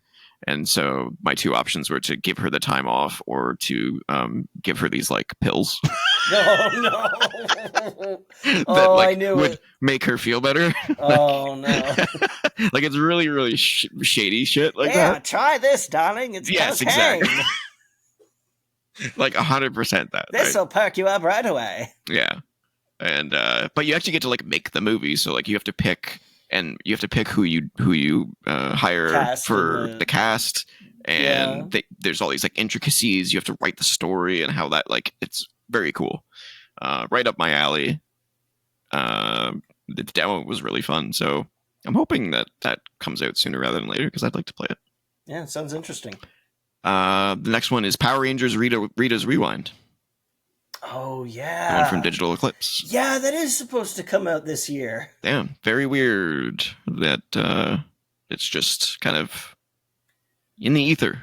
Yeah, You know, they're not really known to do that, so I'm not sure what's going on there. Victor Lucas from Electric Playground recently did a studio visit with them and talked a lot about it. And they talked about Tetris Forever and stuff like that as well. Okay. Because they're doing that game as well. So yeah, I don't know what's happening with Power Rangers Rewind. Very strange. Yeah. And then the last one is Wolf Among Us 2. Oh yeah, they're making another one. Which I'm so stoked for because Wolf Among Us is just, whew, it's one of my favorite. What would you call that? A narrative. Sure. A narrative novel type game where you make choices and all that stuff. Yeah, I can't wait for that sequel. Can't wait. So kind of weird that it's still dark. Not really sure what's going on there. So yeah, wanted to point those out. Next up, let me check. So I have two pieces of news that relate to Alan Wake 2. Okay. The DLC is out now. It's getting pretty good reviews. Apparently, it's pretty short though. It's only about 2 hours, which is that's weird. A little weak, but apparently it's very good. I mean, even American Nightmare was longer than that. Wasn't American Nightmare just an arcade shooter? It was like a survival horror mode. No, it was a continuation of. It was meant to be the bridge between Alan Wake 1 and 2, and then Alan Wake 2 didn't happen for like another. Oh, okay. So another 12 years. So it doesn't really have anything to do with. I don't even know if it's canon anymore. Yeah, I don't think it is based on what I played of Alan Wake 2, the first 2 hours. Yeah. But maybe, who knows? But two things about Alan Wake 2. First off, the way that they've done the DLC is actually very cool. So in most DLCs, in fact, like 90% of them, I would say the DLC is basically just put on the main menu and you just click to start the DLC. It's like or there's somewhere in the game that you have to go and it's like continue from here to play the DLC. Like exactly. Fallout New Vegas does that. There's like literally it's like go through this door that will take you to they do that in Old World Blues or whatever. Yeah, they do that in Borderlands 3 as well. There's you're on a ship in Borderlands 3 and all the DLC, they put a new NPC on your ship and you just have to go talk to him and it's like, okay. Yeah, I get why they do that, but also it's lazy. It's not. I wouldn't say that it's lazy because having to restructure your entire game around it, like embedding the DLC post. I mean, if you pre-plan. If you pre-plan, but if you're doing that, why not just make it part of the base game, right? It's too much to get done by the release date. I guess, but I don't know. It's just... But here's what Alan Wake 2 does though. If you start the game from scratch, they weave the DLC into the game. Oh, okay. So it intersperses the DLC into the story in the places that make sense. Okay. So you don't even have to think about it. It's just in there now. Cool. I thought that was very elegant, very excellent. That is the way to do DLC, in my opinion. At least for a linear type game. Yeah. for open world, maybe, it's pretty tough. I agree. Yeah, that's the other thing is that Fallout is open world, Borderlands is open world. Yeah. The other thing about the DLC wrap up is at the end, no spoilers. Apparently, it teases Control 2. Oh, of course. So I'm not going to go into it any deeper than that because I haven't played Alan Wake 2, and I'm sure there's lots of people out there that haven't as well. But I haven't. It's on the list. It's on the list, exactly. So I did like Alan Wake 1. Yeah, I never beat it. But like I said, I played like the 2-hour trial for Alan Wake 2, and I was blown away. I was just like, holy shit, I can't wait. I gotta play this. It instantly rose on my must play list. So can't wait to play that. All right, moving forward. Let's get to some unfortunate news. Oh, here we go. And there's a lot of it this week, so hold on to your butts. First off, Throne and Liberty and Guild Wars company NCSoft suffers layoffs amid significant restructure. NCSoft, the South Korean MMO specialist behind the likes of Throne and Liberty, Guild Wars 2, and Lineage, has confirmed a significant restructure of the company amid a sweeping round of layoffs. South Korean news agency Yonhap reported on comments from NCSoft co-CEOs. I'm not going to try and say their names. Sorry. I have no clue. Who blamed the incoming layoffs and reorganization on the company's ongoing financial troubles. Quote, "We feel a deep sense of responsibility and offer apologies to all employees. As a result of operating in a way that most of the manpower and functions are concentrated at the headquarters, financial performance has continued to deteriorate, and we are at risk of becoming a chronically loss-making company. And that the situation is seriously damaging the creativity and challenging spirit that NCSoft originally possessed." Oh, so you're going to fire a bunch of those creative spirits to offset that. Mm-hmm. Yeah, I wonder if the CEO took a pay cut or something. Yeah, the co-CEOs. You want to bet that they didn't? Yeah. NCSoft was established in 1997 and headquartered in Seoul. Now plans to develop new video games in the form of independent studios, each with their own culture and process. Throne and Liberty, recently published globally by Amazon Games to huge player numbers on Steam, is now its own game studio. NCSoft is now split into 4 divisions. They have shitty names: NCAI, Studio X, Studio Y, and Studio G. Studio X is the studio behind Throne and Liberty. It's unclear at this stage what NCSoft's troubles mean for ArenaNet, the Bellevue, Washington-based studio behind Guild Wars. Earlier this year, Guild Wars 3 was said to have been in development, although work continues on Guild Wars 2. Yeah, Guild Wars 2 was in development for a long time. Yeah. That game was in development for like 7 or 8 years or something. Well, it's been out and thriving for a lot longer than that, so it paid off. It's done really well, but man, I still have a copy of it behind me. I remember that game was in development for so fucking long. Yeah. Some video games will be canceled, however, alongside layoffs via a voluntary retirement program. That's interesting. Yeah, voluntary retirement. Yeah, okay. I'm sure employees will just step forward and say, "Yeah, put me on the chopping block." A voluntary retirement program. What the hell does that even mean? That sounds huge like severance program. That sounds like a corporate euphemism for we will offer you a huge stack of money to quit. Yeah. Major changes are inevitable for the survival and the future of the company, and we promise active support and compensation to those affected. Earlier this month, Amazon Games announced that Throne and Liberty had seen more than 3 million players in just a week following its global launch. So then why are they struggling? That sounds like a huge hit. I guess we'd have to look at what they recently released. I'm not sure what they've recently released. Earlier, let's see, Throne and Liberty is an MMO, but yeah, we know that place. I still can't believe that that's not an American Revolution themed game. That name is perfect. Throne and Liberty? Yeah, the name is perfectly suited for it. I played Throne and Liberty because it's a free to play game. It's actually pretty good. But it's an MMO, so I played like the first hour or two and was like, all right, I get it. It's fun, but it's an MMO, and I'm not gonna get sucked into this. Yeah. I cannot find a list of the most recent games from the studio, so oh wait, hold on. I might. Yep, I did. Here we go.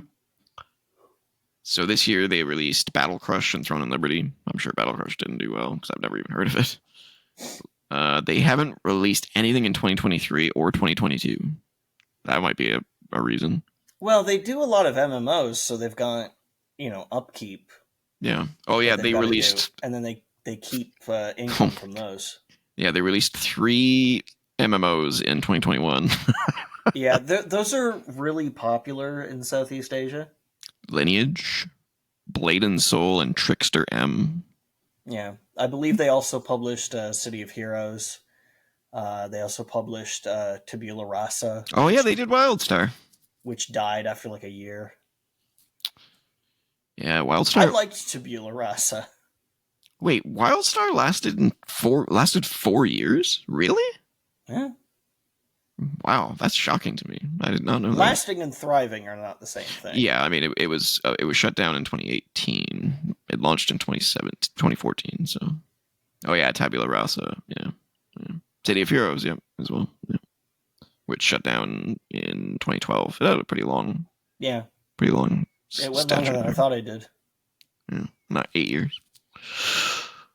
Oh, wait. On January 4th, 2024, Homecoming servers had announced they'd been giving a limited license to run their server of City of Heroes. Not sure who Homecoming servers is.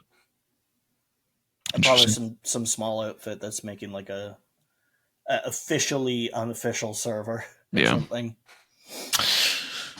So, yeah. Sucks for NCSoft. Wish them the best. All that good stuff. Yeah, well, I wish that they would not let go of so many employees. Yeah, I didn't specifically state how many, I don't think. There was nothing in the article about it anyway. Just said significant layoffs. So. Yeah.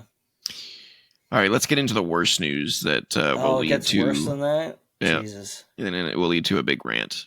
There's a lot to talk about here. Oh, yeah, you told me to be ready for this. Yeah.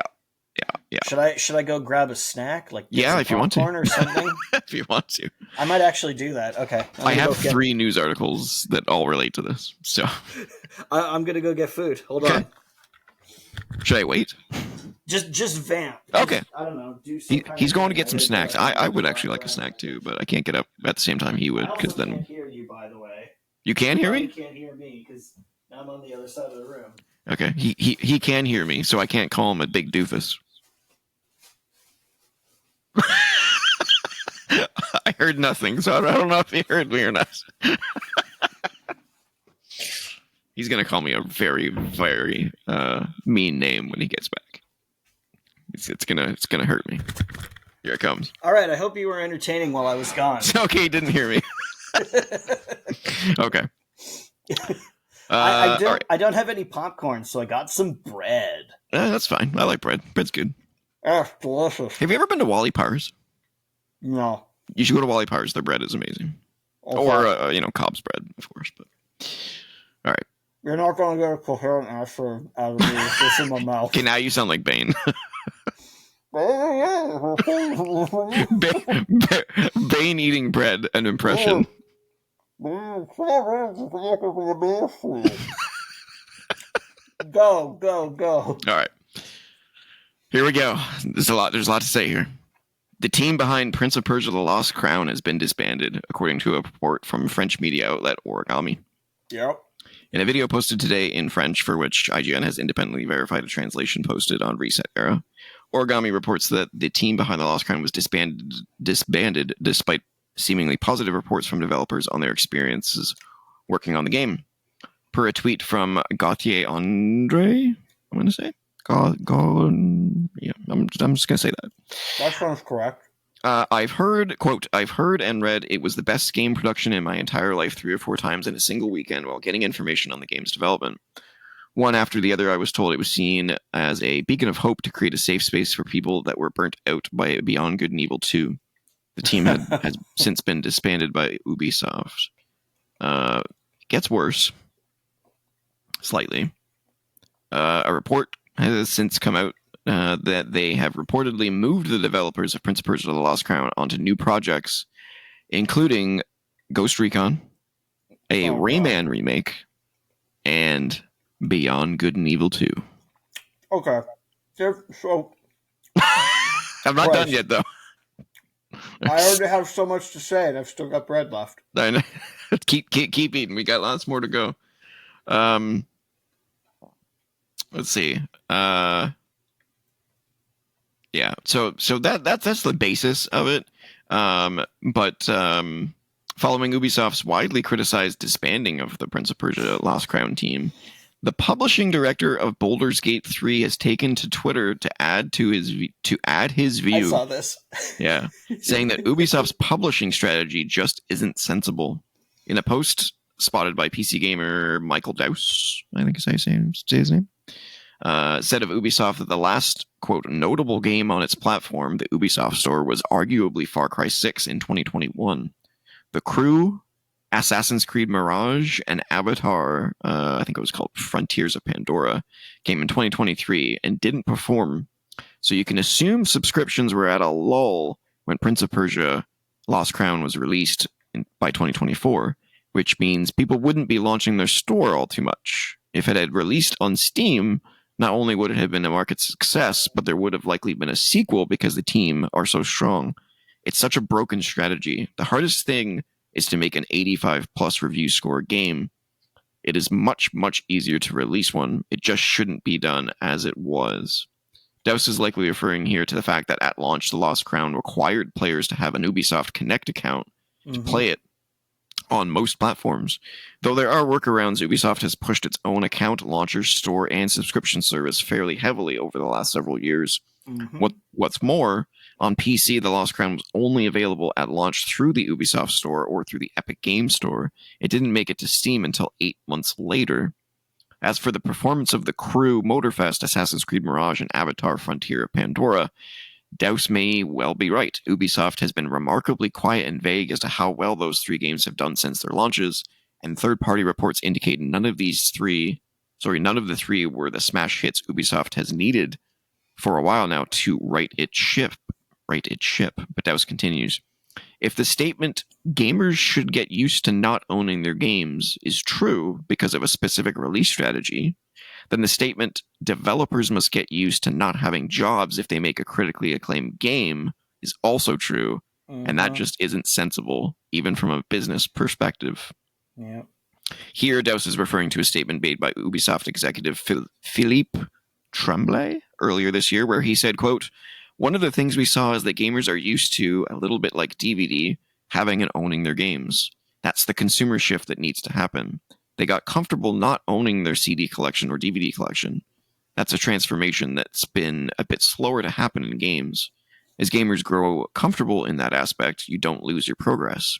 If you resume your game at another time, your progress file is still there. It's not been deleted. You don't lose what you've built in the game or your engagement with the game, so it's about feeling comfortable with not owning your game. Dowse's point then is that Ubisoft seems to be making it a part of the strategy to force subscriptions over selling units of individual games. And if that's the case, it also seems to be the case that it will prioritize the same strategy over developers being employed. I have a bunch of thoughts on that. I also want to apologize for eating on mic. You're fine. It's funny, but it's probably also gross to listen to. I barely heard it, but except for your like Bane talk. But yeah, but yeah, that's so the get used to not owning games is a fucking vile mentality. Yeah, fucking stupid. I didn't even know that Prince of Persia had been out for like 8 months. I thought it had only been out for like 3. And I will say that I have played it, and it is fantastic. It is absolutely great Metroidvania. I haven't, because despite it sounding awesome, Ubisoft continues to pull exactly this kind of shit. The whole reason I didn't play this was, I'm going to play this, I'm going to like it a lot, and then Ubisoft is going to do something to fuck it up and ruin it for me, so I don't even want to get attached to it. And look at that! I was fucking right. Yep. I apologize for slapping the table. I know that sounds terrible, but the point is, I knew that this was going to happen because Ubisoft kills every beautiful thing that they make. They strangle it. Yeah, and it sucks because they never used to. So I don't know. No, they used to be such a reliable source of good games. I fell in love with Ubisoft with like all of the freaking like we talked about it last week the Ubisoft art engine Yeah. games, you know, like Child of Light and Valiant Hearts and Rayman, you know, and of course, you know, you've got like, you know, all the amazing Rainbow Six games and Ghost Recon games and Splinter Cell games and Yeah, Assassin's Creed, Far Cry. The watching list goes on. Ubisoft become what it has become has been difficult and painful because it wasn't like that for EA because EA's always been like that. Yeah, they're just cheap There was trash. like Yeah. you even as a kid, I knew like oh Ubisoft or not Ubisoft, EA just pumps out yearly sports games and buys up all the developers. And Yeah. like as a child, I knew that this was a business company and not a company interested in creativity. And I was like, okay, well, you know what?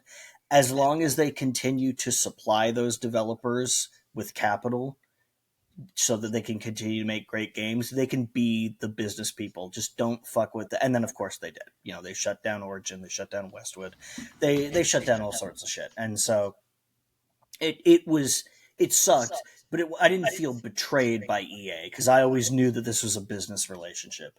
Mm. Activision used to be pretty cool until like Bobby Kotick got on board and it just started trying to become the next EA and swallowing up everything and succeeded. And now it's like it sucks because there were Activision games that I loved playing. You know, like for example, Tony Hawk's Pro Skater, published by Activision. Fucking fantastic franchise. Love it to death.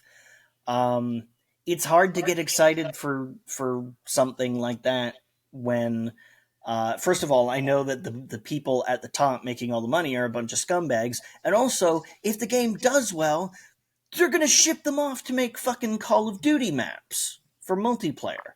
So, but okay, like they've been that long enough that it's you know not really shocking. Foreshadowing another news article. Oh yeah, well, but with Ubisoft, they used to make so well, and it's not just that they used to; they still make pretty good games, Mm-hmm. but they're just such fucking assholes about it. Mm-hmm. That's like I said. Oh, there was another Ubisoft piece of news. I'm gonna grab that while you're. I didn't want to get attached to this new Prince of Persia because I knew that they would fuck it up somehow. Because I did not want to have my heart broken, you know, by getting back into Prince of Persia and being like, oh man, this is great. Oh, they've disbanded the team. Of course they fucking did. Of course they fucking did. So I've avoided playing what is apparently a fantastic game because I knew that this shit was gonna happen or something like this shit was gonna fucking happen. Yeah. Fuck Ubisoft. Yeah, they're really sinking themselves. I really wish I knew what the reasoning was because I mean the guy that's leading it is still the same guy. So like obviously Ishimo this has been there from the beginning. Yeah, so it's obviously not him. It can't be him. It's got to be all these people around him. Unless he's got kind of like complete money brain rot, like he started to see the money start rolling in, and that just because I mean money changes people, man. It does. So maybe but I think there's been a lot of. I mean, he's gone through so much bullshit trying to keep his company from being taken over by who was it, Vivendi back in the day. Well, they did work with Vivendi for a while, but yeah, I believe you're right. I believe they did. I think it was Vivendi. Yeah, it was either Vivendi or EA. No, it was probably Vivendi because Vivendi is also French. Yeah, it was Vivendi tried to hostile take over, buy up all the stock. But like, to like, what exactly did he save? Like, if this is what the company like, is this the response? Oh, we need to just make all the money all the time. We can't make art. We just. Well, here's the thing, right? Is that he only owns 20%. He is the majority shareholder, but 20% is not huge. So that means he has it means he has a crap load of shareholders that he has to appease. Yeah. And I think that's the problem. I think too many cooks in the kitchen type of vibe going on over there. No, it's not even that, because at least cooks are creative. It's too many people with fucking dollar signs in their eyes. Yeah, 100%. Yeah, I mean, and look what's happened. They've dropped in stock price. What is it, 80% in 5 years? Yeah, because So, it turns out you can't just pump out the same thing year after year after year. well, they've also And pumped out so many failed online games. It's unreal. yeah, Like, people don't want to buy Ubi NFTs or whatever. People don't want to play cheap mobile games that just take your established characters and throw them into bullshit. yeah, Like fucking, and again, they can still make good stuff. I've talked about Captain Laserhawk. That's a good show. I like that show. And guess what? It's a show that does take Ubisoft characters and remixes them, but it does it well. It's fun.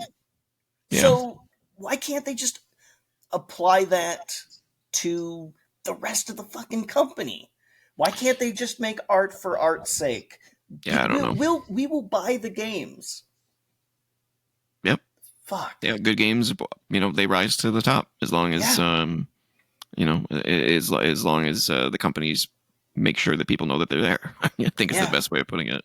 And Ubisoft sent this one out to die by not advertising it and by not putting it on Steam and locking it They behind gotta Ubi Connect. fucking get rid of that their own proprietary account Yes. shit. They gotta get rid Yeah. of that. They The fact that they fucking have that is to. ridiculous. The fact that EA's got it is ridiculous. I've said it before and I'll say it again. If your game is on Steam but it requires you to have an account with another service and it's not a multiplayer game, your game's not on Steam. Yeah. If I have to download EA Play or fucking whatever Ubisoft Connect, whatever the fuck their launcher is called. Yeah. If I can buy a game on Steam, but I still have to download the other launcher, Stupid. the game's not on Steam. No. At that point, it's just an advertisement in Steam's window. Yeah, it's really stupid.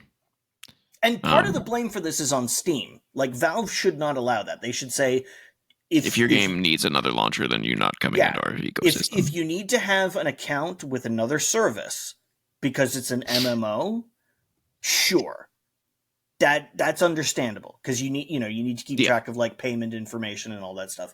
That's understandable. If your game is a fucking single player game and you still need to have an account with another service and you need to have another launcher, then there's no point in putting it on our service. Yeah, it's unfortunate too that two of the most respected companies are doing this. Ubisoft and Sony are doing this. Yeah, it's like why are you doing this? I don't understand. Yeah. In more positive Ubisoft news, Ubisoft has cut the price of the Japan Collector's Edition set of Assassin's Creed Shadows by $50 in lieu of the recent announcement that they've canceled the season pass, scrapped early access, and the game got delayed to 2025.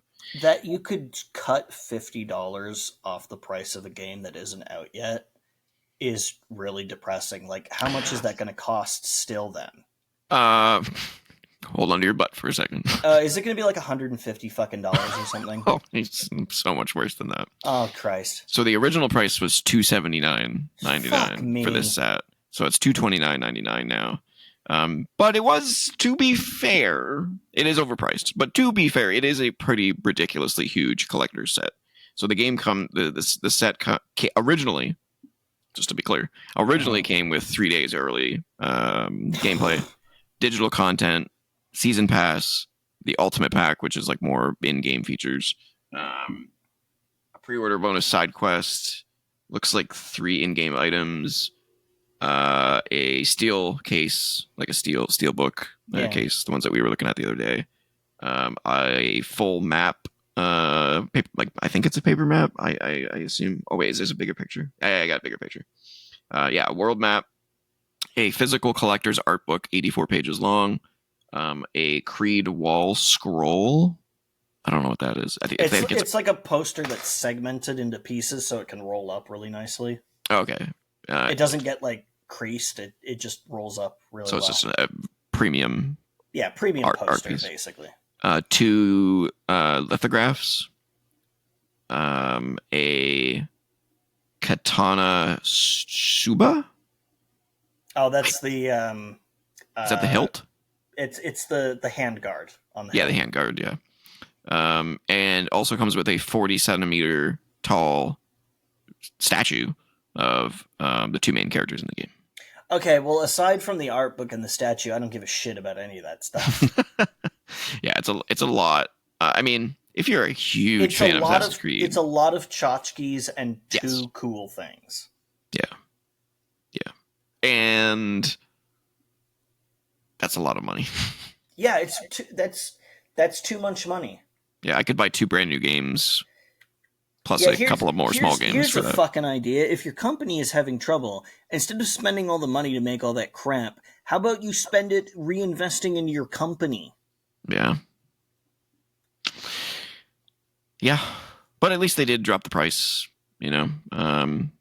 It's at least something. It's still over $200. Oh, yeah, it's still ridiculous. It's still overpriced. And that's a USD. Yeah. I should point out as well. Yeah. So there's that. And then the final piece of Ubisoft news. Oh, God. Is the long-delayed Beyond Good and Evil 2 sequel. That's a terrible way of putting it. Officially has a new creative director. Veteran designer Fawzi? Is that really his name? Fawzi? Fawzi Mesmar. Okay. Oh my God! It's announcing never gonna happen. He's taken the reins in the wake of the sudden death of Emily Morel. I'm not sure what that was about. Let me see what that was about. Emile Morel. Suddenly died at the age of 40 last year. He was working on Beyond Good and Evil 2. I think he was the one that was behind Rayman Legends. That sucks. Oh, I don't know how he passed away. But the veteran designer Fawzi, is that really his name? Fawzi. Oof.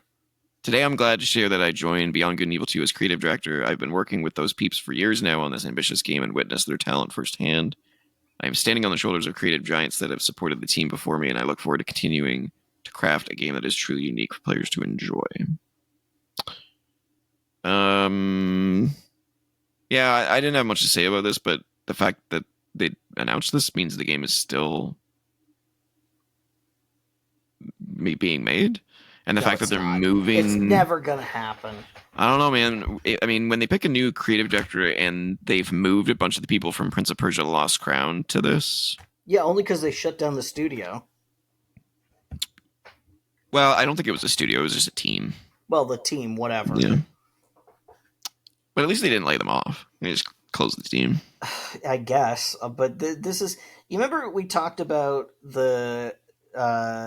like the Japanese thing of putting people in the what did you call it? The room where expulsion rooms. Yeah, that's what Beyond Good and Evil 2 was. That's what Beyond Good and Evil 2 is. It's the Ubisoft expulsion room. You go there to work on a game that will never happen until you decide to quit. Who knows? It fucking sickens me that a guy died working on that game. Yeah. Because it's never going to come out. Like, I hate to be a downer. I actually think it will now that they've moved people to it. I mean, they wouldn't move people to it if they didn't think it was a thing that was coming. I think at most what'll happen is they'll make a quirky sci-fi game and call it Beyond Good and Evil 2, because that's what it fucking looked like they did a decade ago with the monkey thing. If I had to take an educated guess, I would say that this is going to be a next-gen game. I know. It's going to be a next-gen game 3 times now. I know. I wish I could be a wasp on the wall, I think you used to say. Yeah. All right, let's get to the next story. I'm tired of talking about Ubisoft. God, I'm always tired of talking about Ubisoft. Yeah, let me tell you. There was something I was going to say about Call of Duty Black Ops 6. Because it's now out. Yeah, it's out. I do have a news article about it, but there was something I wanted to say first. So it's on Game Pass. So I went to install it, and you want to talk about launchers. Oh, God. For whatever fucking stupid ass motherfucking reason. I'm sorry I'm swearing, but I'm so sick of this shit. They've amalgamated Call of Duty as a series into one launcher. Yep. So if you want to play any of the Call of Duty games, you just download the Call of Duty game app, whatever the fuck you want to call it, and then you launch into any Call of Duty game from there. And I'm like, They saw Why? Master Chief Collection and they said, "Oh, we'll do that." It's not a great thing in Master Chief Collection either, but It's way better in Master Chief Collection. This thing is egregiously it stupid. At least works. Yeah, this thing is so convoluted and broken, and it requires a restart every time it does an in-game update. Like, it downloads like in-game patches while you're in the game. Do they even support online play for half of those games anymore? Yeah, they do. Because I've heard that there are serious security issues. Like, I've heard that you can get hacked playing like Black Ops 3. I think they support anything that's from this gen. I don't know of anything from the PlayStation 3 era. You have to use like there's some kind of third party launcher, some third party client that has like better security, but they've been shutting those down.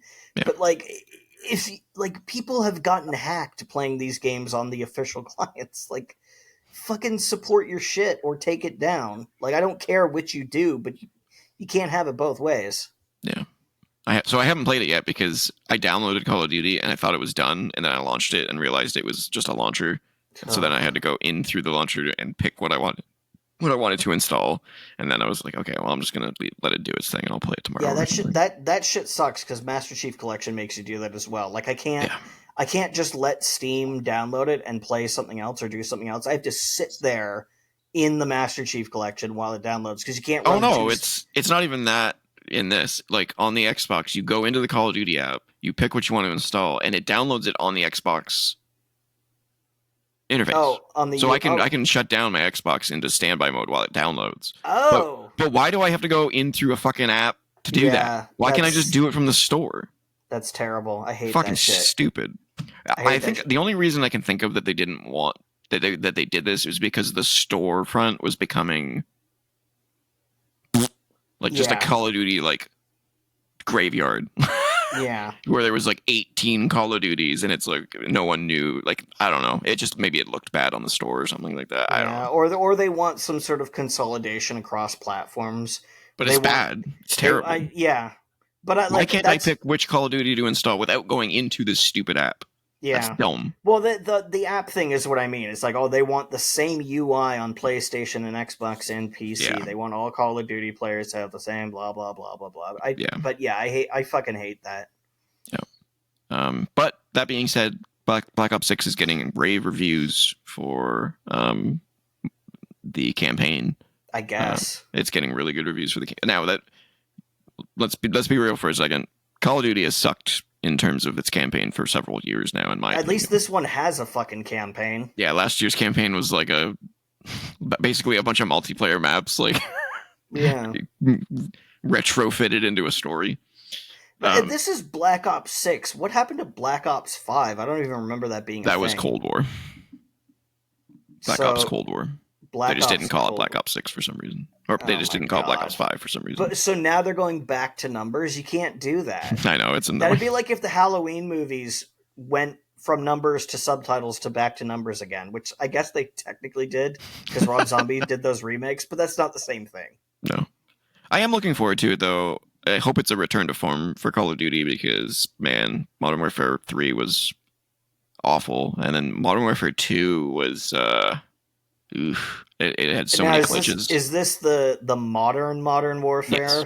Or the old Modern Warfare? No. Yeah, the new Modern Warfare. Oh, the fact that they chose that is so stupid. Yeah, I agree. It's terrible. Are they even remakes of those games, or are they just okay? Yeah, it's complete remakes. But they're not. They don't even go by the same like story or anything. It's a complete reboot of Modern Warfare. Oh, jeez. Same characters though, like soaps in it and stuff like that. So oh my god. They obviously just wanted to capitalize on.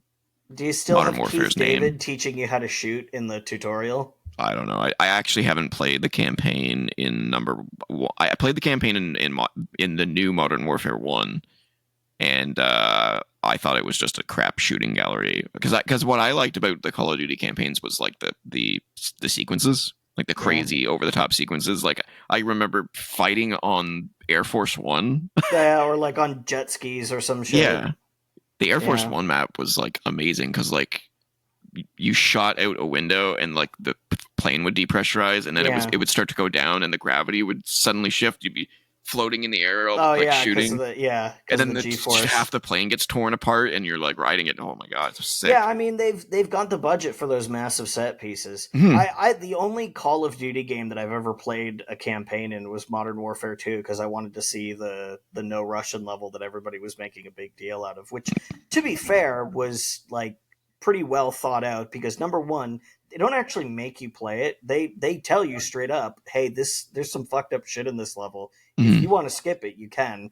Which like you know, I didn't play the game to not play the game, so I didn't skip it. But I was like, okay, I can see why this fucking mass shooting would upset some people, and maybe they don't want to play that. But also, number two, when you do play it, you don't actually have to pull the trigger. You don't have to shoot anyone. You can just walk through it. Yeah, you just walk through it. You just shoot, like aim high. Like there's no. But you're also watching these people that you're with mow down innocent people as well. So it's still hard to watch. Even though it's a game, because story-wise, spoilers, I guess. They know that you're a plant from the get-go, so they execute you at the end of the level anyway. So you don't actually have to kill anyone. It's actually kind of an interesting like takedown on the player. Like, you shot all those people, you didn't have to, you know. There was only 2 Call of Duty campaigns that I actually enjoyed, and both of them were ones that you only play one character. I really hated the Call of Duty campaigns where you jump between like 5 different characters. Oh yeah. I just never understood what was going on. I was always like, why am I switching from like, oh, you're a dude in America, now you're a dude in Europe, now you're a dude in the Middle East. I'm like, why can't I just be the same person through the whole thing and there be a storyline through it? That's why I liked Black Ops so much. Realistically, I mean, soldiers don't get around that much. They're stationed at a place and they stay there. Yeah, for sure. But like, I'm not saying that the game needed to be like a globetrotter, but like, play one character. I should play the original Modern Warfare at some point because I've heard that it's actually like legitimately really, really good. Oh yeah, it's amazing. Yeah, it's fantastic. Yeah, there's a lot of classic levels in that game. Yeah, isn't there a level in Chernobyl in that game where your character dies of radiation poisoning as a tactical nuke goes off? I don't think it's in Chernobyl. I think it's just somewhere in the Middle East when they drop a nuke. But I don't think it was Chernobyl. There is. I think the Chernobyl one you're thinking about is the ghillie suit level. Oh, okay. If I remember correctly, I could be wrong. It's been a long time, but I'm pretty sure. But I would recommend Black Ops. I think it's my personal favorite campaign. It's got a really cool twist in it. I'd like to try zombies sometime because we've talked about this before. We both love a good survival mode. Yeah, I never liked the zombies mode though. It always felt not. It feels like a different game. I mean, it basically is a different game. But it feels like a different game. Like even from a feel standpoint, like when you're playing it, it doesn't feel like Call of Duty, and not in a good way. Okay. But people like it. You might like it. It's never been for me though. I've always been just play the campaign, play the multiplayer with bots because I don't play against real people because I just get smoked. So there's no point. Yeah. And then the one time they did the survival mode where you just play against waves of NPCs. Yeah, and you and I tried that one time. Love that mode. In fact, it was only in one game. Sucks. Yeah. Zombies basically took over after that. In other Black Ops 6 news, you want to talk about egregious craziness. Black Ops 6 has a built-in support for a third-party audio tool that charges $20 for improved sound. In a blog post, Activision said Black Ops 6 launches with an enhanced headphone mode that makes use of Embodies immerse spatial audio technology to increase the directional accuracy of sounds played in the world. Embody is a personalized audio company that's already worked with the likes of Final Fantasy XIV and Cyberpunk 2077 to integrate its technology into video games. Immerse spatial audio works with any headphone or earbud model and is said to greatly improve the player's spatial audio experience. Included as part of Black Ops 6's enhanced headphone mode is a universal head-related transfer function profile, which has specifically been created for this Call of Duty soundscape. Optionally, Activision said players can choose to enhance this experience even further by creating a personalized profile that takes into account the player's physical attributes, such as the shape of their ear or head. This customization is accessed in-game and completed by using Embody's personalization portal. What Activision's blog failed to mention is that enabling embodies personalized audio in Black Ops 6 costs $20 for 5 years. And it's in this revelation that has caught some Call of Duty fans off guard, leading to complaints across social media and subreddits and accusations that Black Ops 6 is pay to hear. So this is basically, hey, remember EAX? Well, now you got to pay for it. Do you remember EAX, Environmental Audio Extensions? No. That was a like a mode where you could have it was basically like real-time equalizer control over your computer's audio, and games could take advantage of it. Oh yeah, I do remember that actually. So yeah. you could like the sliders and everything. Yeah, the sliders and like the different environments, so you could get like echo and reverb, and a game could set it up to enable this when you were walking into like a room, like an empty room with tiles, so that it would have like really pronounced audio echo, like reverberations on the walls. It sounded pretty good, but you also didn't need to fucking subscribe to it. Yeah.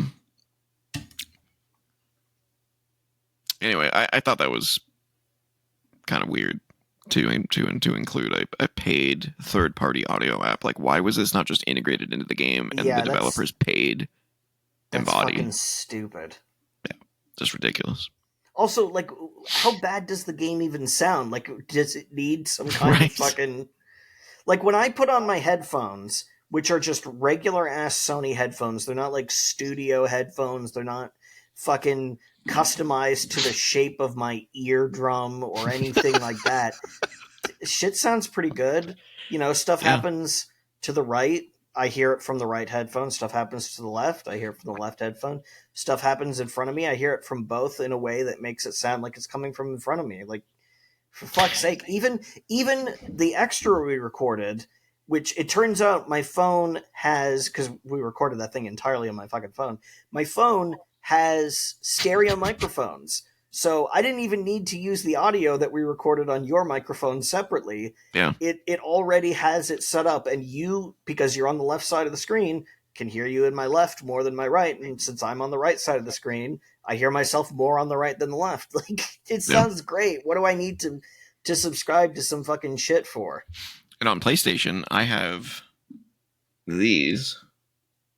Oh, yeah. The Pulse 3D audio headset, which when I play previous Call of Duties with that headset, is incredible with the 3D audio and the PlayStation 5 built in. Mm-hmm.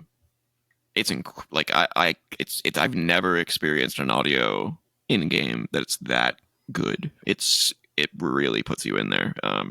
So yeah, I don't get it either. I would love to be able to hear the difference, to see how much better it is. I can't imagine it's noticeable, but who knows?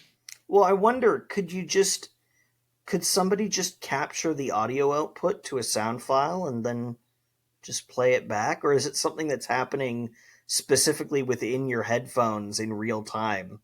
I have to assume it's a real time audio render of some kind. Jesus, it sounds kind of like fucking gold-plated cables to me, where it's like, oh, but the conductivity is so much better, so the signal is cleaner. It's like, no, you're just charging triple for cables. Yeah. Snake oil, man. Yeah, I agree. Seems very strange. And in the final piece of news, last week we talked about Nintendo having a secret playtest with about 10,000 players. Yeah, how the fuck have I not heard what that's about yet? Well, remember how I said that the rumor was that it might be a Miiverse? Yeah. Well, here we go. Despite Nintendo's warning to Switch owners not to breathe a word about its mysterious online playtest, players have already posted screenshots, gameplay videos. Of course they have. And even streamed it online now. It's live. Somehow I just haven't seen it. Yeah. Earlier this month, Nintendo asked who successfully signed up for its then mysterious Switch online playtest not to reveal what it was once it went live. Users leaked details from the playtest's website as soon as they had access earlier this week, and now the playtest has gone live. The curtains have well and truly been pulled back. Nintendo has worked to take down various streams and videos this morning as of October 24th, but it faces an uphill battle with footage doing the rounds across social media and Discords.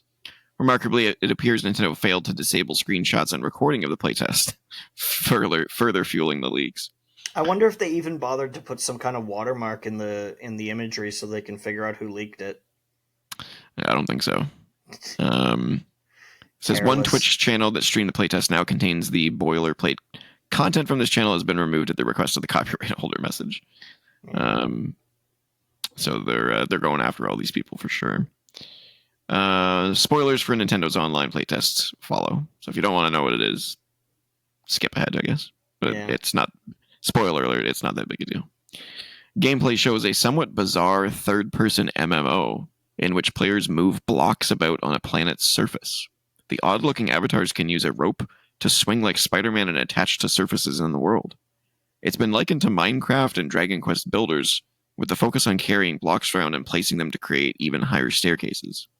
There is a player progression system, with avatars able to level up in the hub area. There's a shop, too, and players can unlock new tools to help with the building part of the game.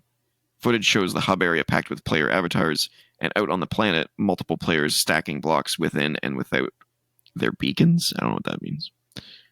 The playtest looks a little bare bones to be considered a standalone game in its own right, although players are reporting to have plenty of fun with it. Nintendo may be using the playtest with future games in mind, or perhaps it plans to flesh out the test over time with new features. Nintendo's secrecy over its playtest is almost as bizarre as the playtest itself. The playtest is a Switch experience for now, but the big question is whether it will also be available on the upcoming Switch 2, which Nintendo has still, as of this writing, not formally announced.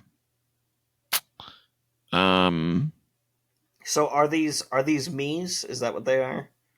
Or are they something else? These avatars? They're not Mii's. They're something else. Yeah. Oh, okay. It's something new. Interesting. I am very confused about what this is.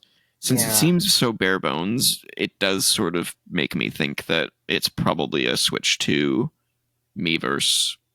Some kind of tech test. It's a tech test for something that's going to be launching with the Switch 2. Yeah. But, obviously it wasn't anything to write home about.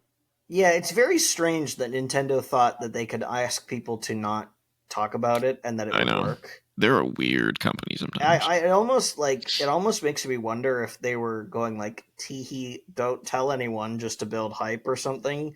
But then also Nintendo doesn't really do that kind of thing. They expect to be taken seriously when they say something, and then they're How always dare you? They're always surprised when when people don't take them seriously. Like, what is going on with these guys? Yeah, they march to the beat of their own drum. That is, they sure do. Definitely, for sure. All right, and that is the news. Very odd news week. Mm-hmm. Very strange news week.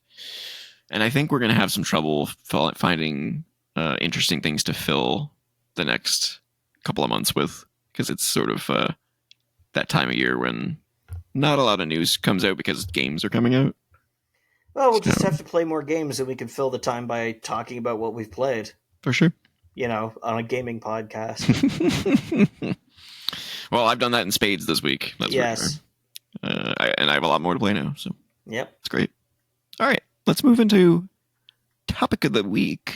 Yes, Spooky edition. Bring up my. Oh, and here comes Dante, right on cue. Yep.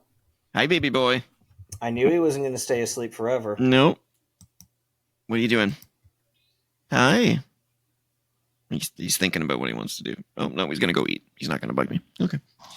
Yeah, so topic of the week this week is we name 5 Halloween-appropriate / spooky games that we recommend. Yes. Now, there really was no qualifiers for this list. We just kind of went like Halloween-themed, appropriate games. Anything that contains the spooks. Yeah, the spooks, the horror, the scares of some kind. Mm-hmm. I thought a little bit out of the box on this one. I could have just gone for I figured you would as well. I didn't want to go for the low-hanging fruit. Yeah, because we could very easily populate this list with Resident Evils and Silent Hills. Especially since they just put out that remake of Silent Hill 2 that's been doing really well, to everyone's surprise and delight. I do have one low-hanging fruit on it, but I couldn't not put it on the list. Should I just start with that one and get it over with then? I have one low-hanging fruit by my standards, but anyway, yeah, you start. You go ahead. Okay. Resident Evil 7. Sure. Um, damn, that game is scary as shit. I shit my pants even though I know what's coming now. I've replayed it a couple of times and I'm like, man, this game is scary. The Resident Evil 7 situation was really interesting to me because I remember when Silent Hill came out and it was like, well, Capcom just made horror games really popular, so here comes Konami coming along to try and jump on that bandwagon. And then Konami, was doing Silent Hills, this PT. first person game that was going to involve Hideo Kojima and Norman Reedus and Guillermo del Toro, and they fucking axed it. And everybody said, why the fuck would you do that? That's a terrible idea. We still don't know the full story behind that. And then Capcom said, that's a good idea. We should do that. So then Capcom comes along and jumps on that bandwagon and reinvents Resident Evil again. Yeah. And it's fantastic. I wasn't a huge fan of 8. I feel like they betrayed the idea of 7 by going way too deep into action in number 8. Have you played 8? I haven't. Have you played 7? I've played a little bit. Okay. So 7 is very much, I would say it's like 60+% spook, puzzles, story. Mm-hmm. And then 40%, that 40% actually might be steep combat. It's more of like encounters. Yeah. Because you're isn't there a fight where there's like a bunch of meat hooks with like slabs of beef or something hanging down, or beef if we're lucky, or there's like something hanging down from the see. I didn't get that far in the game. That's one of the fights with the old man.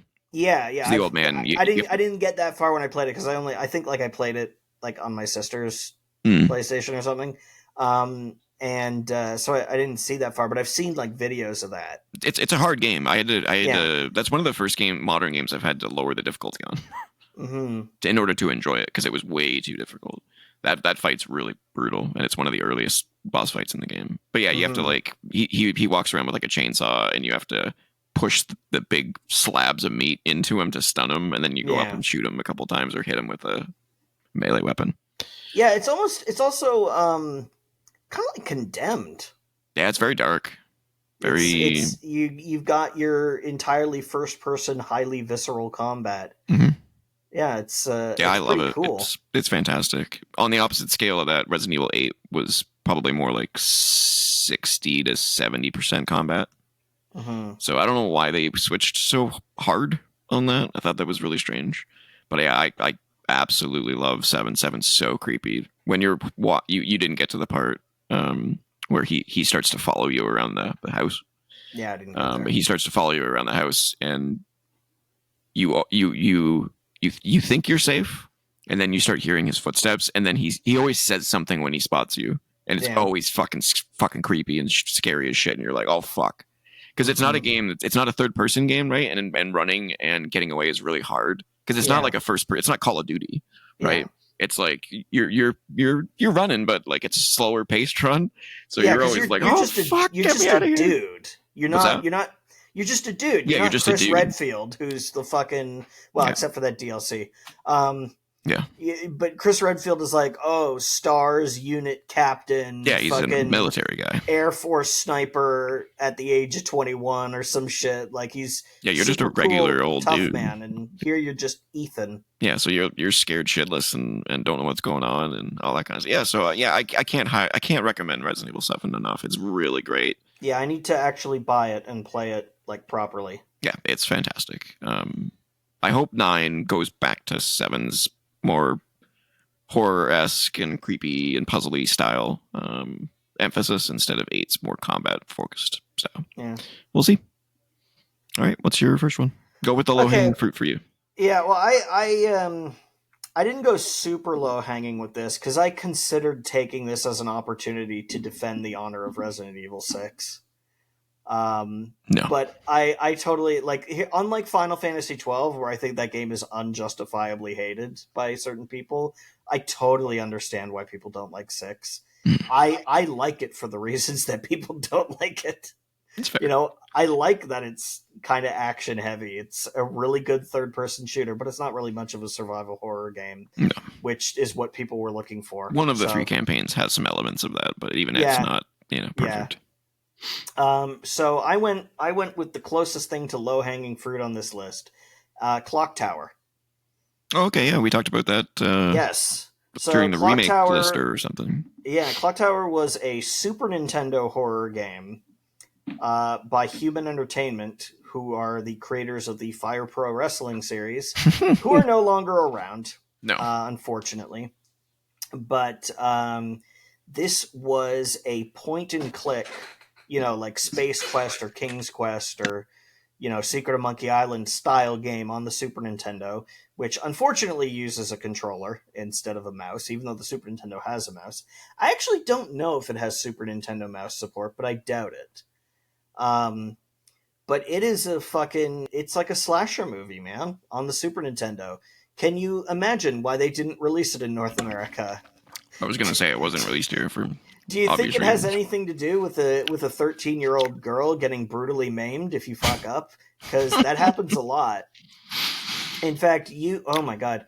I remember there's a scene in that game where there's like a stained glass skylight in the mansion, and the killer, who is this little hunchback kid with a giant pair of hedge clippers, fucking impales one of your friends and shatters through the glass onto the ground in front of you. So it's like a 20-foot drop through broken glass with a giant pair of shears embedded in her. It's like, this is how the game starts.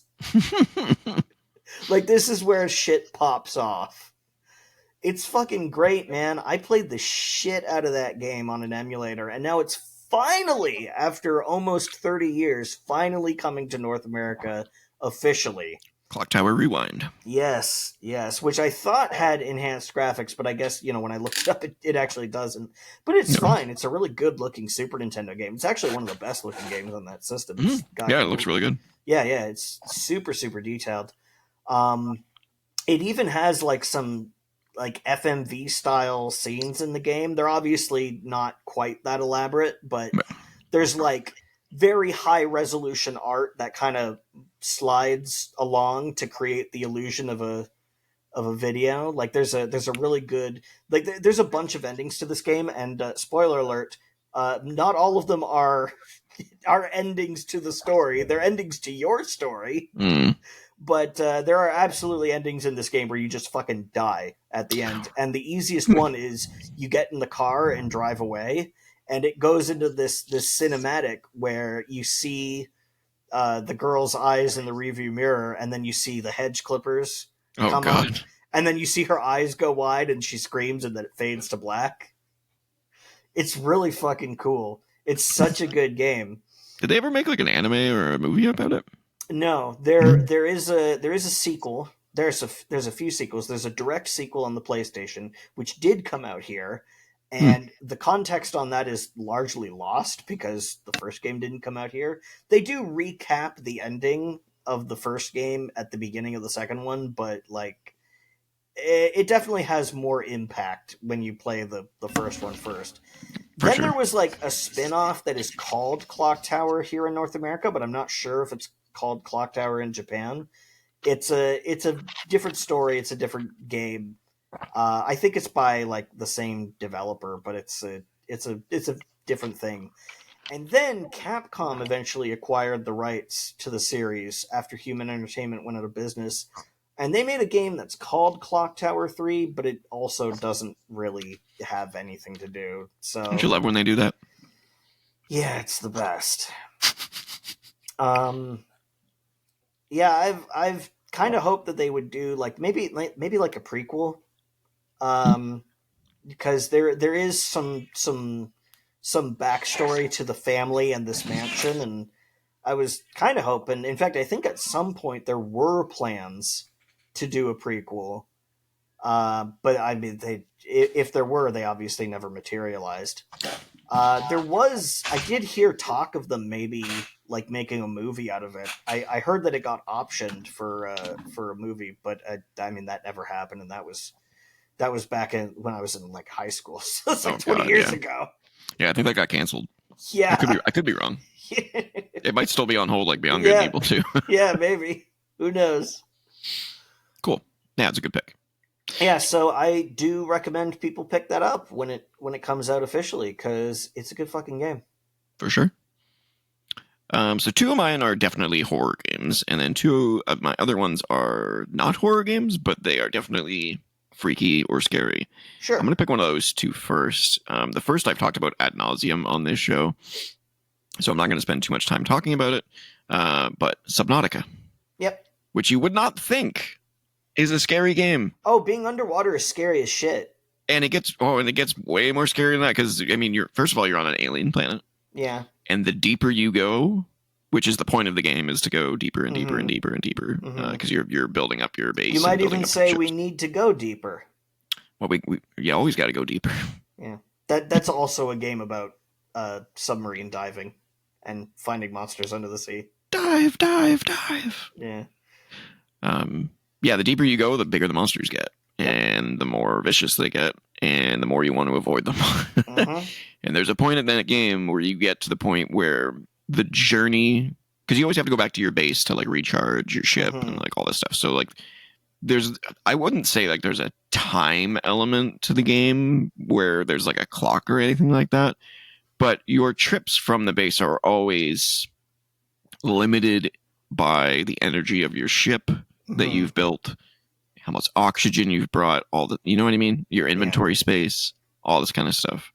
So when you take this long journey to like the deepest spot in the game, everything you do, every move you make, you're like, it has to be calculated. It has to be calculated. And the thing about that is you're not just packing for the journey, you're packing for the journey back. Exactly. Like you're thinking about, oh, I can go this far, but then you're like, no, wait, I can only go half that far because I have to make it back as well. Yeah.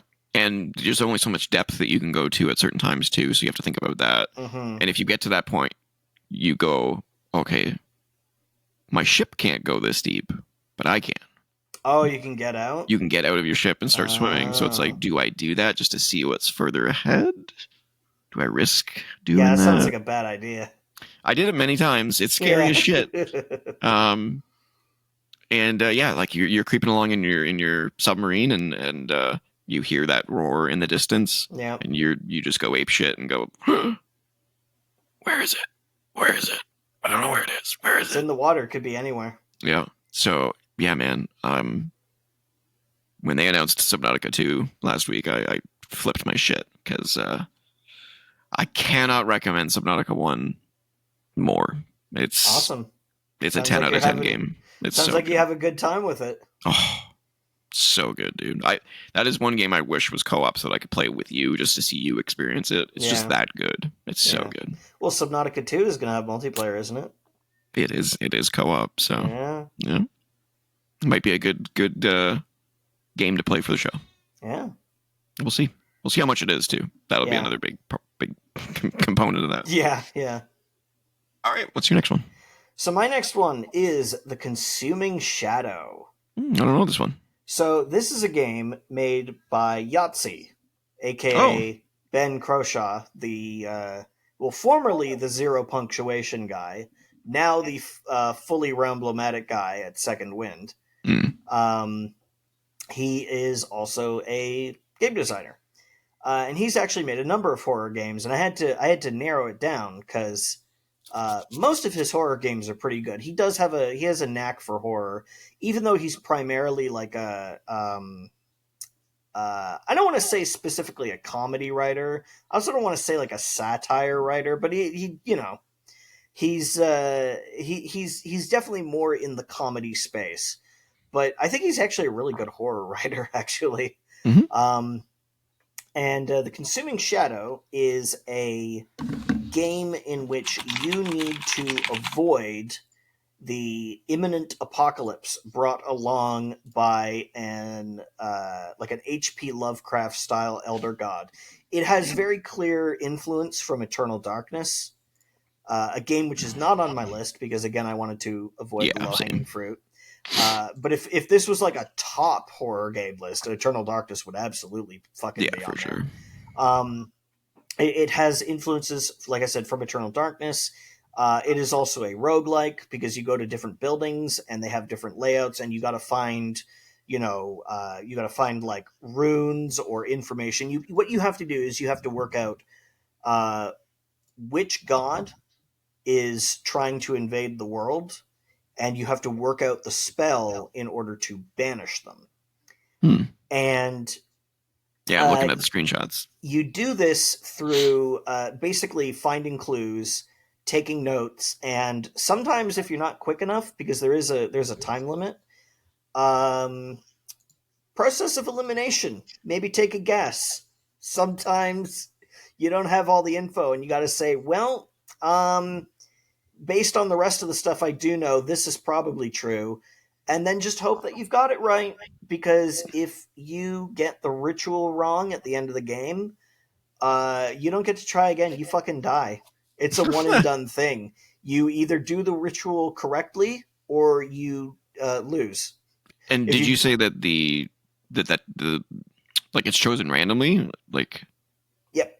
Like the what you have to find and all that stuff. That's cool. Yeah, and it's also, the thing is, the gods are not the same every time. Like, gods will have a color associated with them, they will have a rune associated with them, and that is also randomized. So you can't just go, oh, I know this because this is the blue god, so all this stuff will be the same. So it's a new experience every time. It's a new experience every time. The only thing that is consistent are the designs of the runes, the colors that are chosen, and the names of the gods, but which ones they're associated with, like what aspect they're associated with, like if they're the god of pain or the god of lust or whatever, that's all completely, it's put in a hat and plucked out, and you got to figure it out. It also has like persistent like leveling, so when you beat the game, you get experience points, and that levels up your overall game, and that allows you to get more bonuses at the start of your next playthrough. And playthroughs are very short. They're like maybe an hour long. Yeah, it looks like the timer is an hour. Yeah, so they're quite short. So you like, I've in the past I've been able to bang out like 2 or 3 playthroughs in a single day. There's multiple characters, although I don't really recommend playing anything other than the default, because the default is the balanced one, and you kind of need a good all-around balance for this game because you never know what you're going to encounter. The only downside to this game is that it's kind of ugly, but like Yahtzee himself like fully cops to that. He actually it's only $1.29 sure, Canadian, like, so yeah. I think I'm gonna buy that. Yeah, go for it, man. Pull that. I'm doing it literally right now. Yeah, sure, go for it. $1.29, because it sounds right up my alley. He has a video of it on his YouTube channel that is years old now, but in it he literally says, "Yeah, it looks terrible because I'm shit at artwork, but it's not about the art; it's about the game." And the game is quite fun. Good. So, yeah. I definitely recommend playing it. It's a lot of fun, and it can be had for dirt cheap. So yeah, $1.29, man. Shadow. Done. Installed. There's no better time of year. Download, installed right there on the show. Yeah, it's a small. It's like a game maker game. So 50 really megabytes. Small. It's nothing. Yeah. Cool. Wait. Oh, here comes Dante again. What do you want? Oh, he wants to play the Consuming Shadow as well. You want to play the Consuming Shadow? Yeah? You want to play the Consuming Shadow? Happy Halloween. Come here. Come say hi to other people. He needs to have like a little pumpkin hat on or something. Do a little dance. He looks exactly as amused as he does every week. One day he's going to do something surprising. I'm not sure what it is, but one day. I think he just looks at himself in the monitor. Yeah. Well, now he doesn't care. Whee! Over here you go. Interest lost. Cool. Well, I'm going to play that. Yeah. Probably tonight. What's your next one? All right, let's go with one of my actual horror games. Layers of Fear. Yeah. Did you play this? No, but this is by the guys who actually made the Silent Hill 2 remake. Yeah. Boober Team. Is this the one with the paintings? Yes. Yeah. This is the one with the paintings. They've made 3 of these games. So they've made Layers of Fear, then they made Layers of Fear 2, which I didn't like. I didn't enjoy it as much as Layers of Fear 1. And then they made a remake of the first one and the second one that incorporates them both into one game, and they called it Layers of Fear. Stupid idea. Yeah. I don't know. I never played it. I don't know how good it is, but the original Layers of Fear with the painting is fucking freaky. It's a game that definitely uses the once it's out of view, it can change. Yeah. Mechanic. Yeah, because you're like walking around the hallways of some mansion, right? And you'll turn your back, and then like a door will disappear. Yep, exactly. And that constantly happens. Things constantly change, and at first they're very obvious things, and then as the game gets more and more deep, it's smaller things that change, and you kind of have to like be like, okay, what's going on? What changed? I know something changed, and the puzzles get more deep and complicated. Yeah. It's all about this story of a man who had some sort of like bad relationship with his wife, or he was like really? an alcoholic or something like that. Yeah. I wonder why they got picked to do the Silent Hill 2 remake. Yeah, right. But yeah, I don't play horror games very often, just to put that out there. They have to tickle me in a very specific way. I am not a fan of the... I basically call them Outlast likes now. Where you are just a person who has to like navigate these areas and avoid the big monster that will kill you, and you have no way to defend yourself. At a certain point, it's basically just Pac-Man with better graphics. Yeah, at a certain point, it gets boring. You are helpless, and you are trying to escape the ghosts. Yeah. Like, I played Outlast, and I loved the first hour or 2 of it, and then after that, I was like, okay, I'm tired of hiding. Yeah, it overstays its welcome. Yeah, Alien Isolation for me did the same thing. I was like, it's a game that would work better as like something that lasts for 2 hours tops. Yes, exactly. Like it basically should be the length of a movie. Yeah. For me, horror games need to be scary but empowering in some way, or there is no actual danger to a fail state in the game. Like in Layers of Fear, I don't think there's really any fail states that I can think of. It's just... Other than just failing to progress. Yeah, other than just not moving forward because you haven't figured out what the puzzle is. And, the longer you're in the puzzle, usually the more scared you're getting. Like, not scared, but like on edge you're getting. Yeah. I love that kind. That's the thing about horror games, is that it's actually really hard to make an effective horror game. Yeah, it totally is. You're trying to scare the player, but there's a very interesting thing that happens with fear in humans, which is that if you are scared long enough, you get over it. You get numb to it. Mm-hmm. This by the way, this is also how authoritarian states fall. Is because the same thing also happens if you oppress people. Eventually, they reach a point where they got numb to it, and they say, "I don't give a fuck anymore. I'll live or die." Or the opposite happens, and they get pissed, and then you have a revolution. Yeah, well, either way, it leads to a revolution. They either get so numb of fear that they're not scared of death, or they get so pissed that they're not scared of death. Yeah. So you have to figure out a way to make. You have to figure out a way to make the player feel like they're in danger even when they aren't. Mm-hmm. Because if the player knows for certain that they're in constant danger, they get numb to it. Also, if they're like me, they start to experiment with it and start to see like, oh, how close can I actually get to this thing before? Like they start gamifying it. Mm-hmm. And then it stops being about the horror and starts being about the game, which is what you're trying to avoid with horror games. Mm-hmm. So it's a very tricky genre to make, and 100%.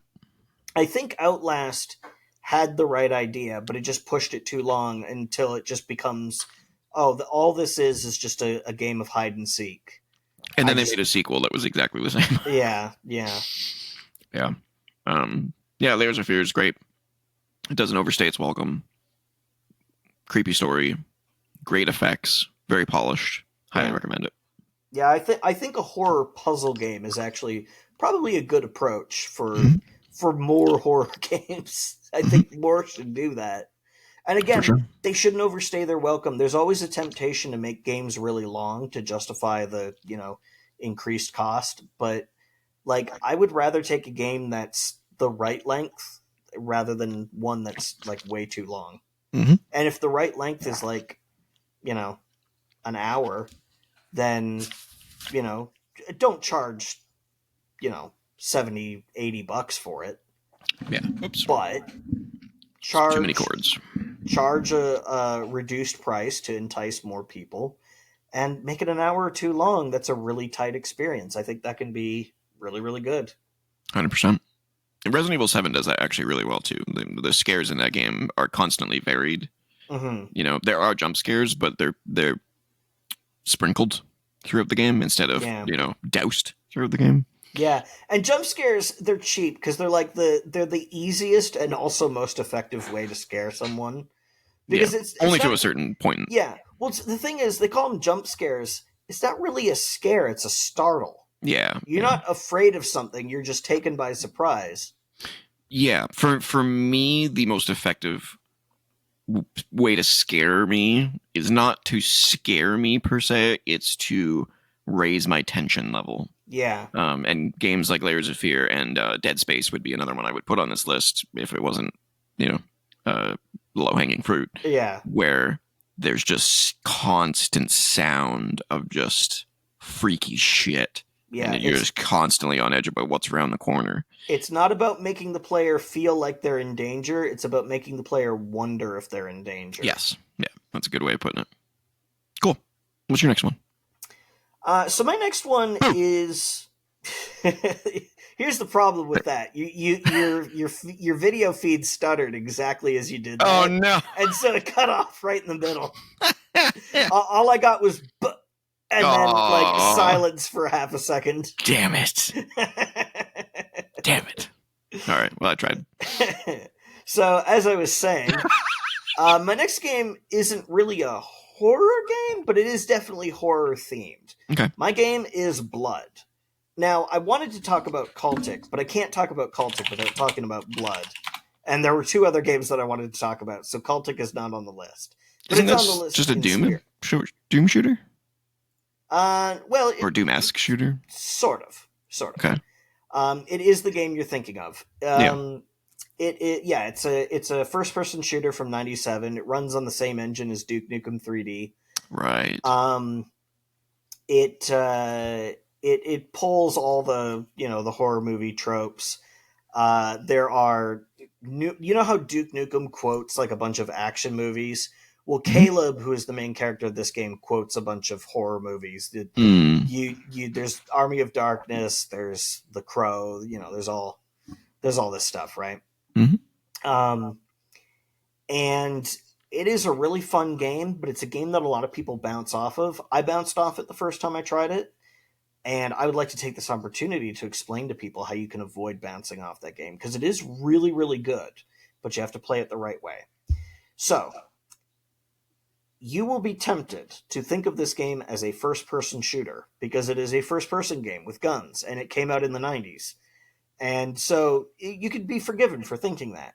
Yeah, don't make the same mistake that Andrew made on our last video game 20 questions. Yeah.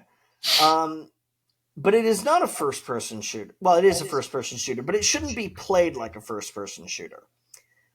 This is a game in which you need to be using your explosive weapons the way that you would use like your bullet weapons in other games. Most games, you save your explosive weapons for when you're fighting groups of enemies or bosses. No, not here. You need to use them all the time, and the game will give you ample ammunition. It also gives you tons of ways to blow things up. I believe there are 6 different ways to cause explosions in the game. So, like, there's first of all, there's 3 different types of TNT in the game. There's timed, there's remote, and there's proximity. Gotta love those proxy mines. And then there's alternative version. There's like alt fires for those. Like there's for the timed one, you can throw it and it'll explode on contact, or you can throw it with the timer, and so you can use it to like bounce around corners, which you need to do because there's going to be enemies hiding around those corners, and bouncing a bundle of TNT around them is number one super effective, and number two incredibly satisfying. What you want to hear, ideally, is not just the boom, but the screaming of the enemy as it dies in the explosion. And the screams in this game are really, really good. You need to look up footage of this game. There are cultists who are most of the enemies in the game. They like shout like, curses and hexes and things, but then they run around screaming when they die and stuff. It's great. The sound design in this game is fucking phenomenal. You have a spray can and a lighter that you use as a flamethrower, but you can also light the can on fire and use it as a firebomb. Then you have the napalm gun, which is like a rocket launcher, and it shoots fireballs that explode. But then the alternate fire mode it uses a ton of ammo, but it lays down like this fucking hellstorm of fire and death, just constant explosions. And it stays there for like 10 seconds. It just kills everything. So you have plenty of ways of blowing up your enemies in this game. There's tons of them. And you need to use them constantly. You need to wield your TNT the way that you would wield a shotgun in this game and in any other game. I actually use the TNT more than I use the machine gun in this game, which is a weird thing for a 90s shooter. Yeah. But once you get it, man, it is so fucking good. It's great. And I've heard a lot of good things about it. Yeah, I do remember it. I really I think people. I know that I missed the boat on it when it first came out, and I sure fucking regret that. Because I played Duke Nukem 3D back in the day, and I was like, oh, this is the coolest shit ever. Mm-hmm. I fucking wish I'd played Blood back then when it was still new, because holy shit, I would have been impressed. I'm impressed by it today. Yep. This game came out like 26 years ago. So it would have blown my fucking mind if I'd played it back then. So yeah, go play Blood. It's great. Go play Blood. All right, should I go with my horror game or my non-horror game? I guess save the horror game for last. Yeah, let's hear your non-horror game. Okay.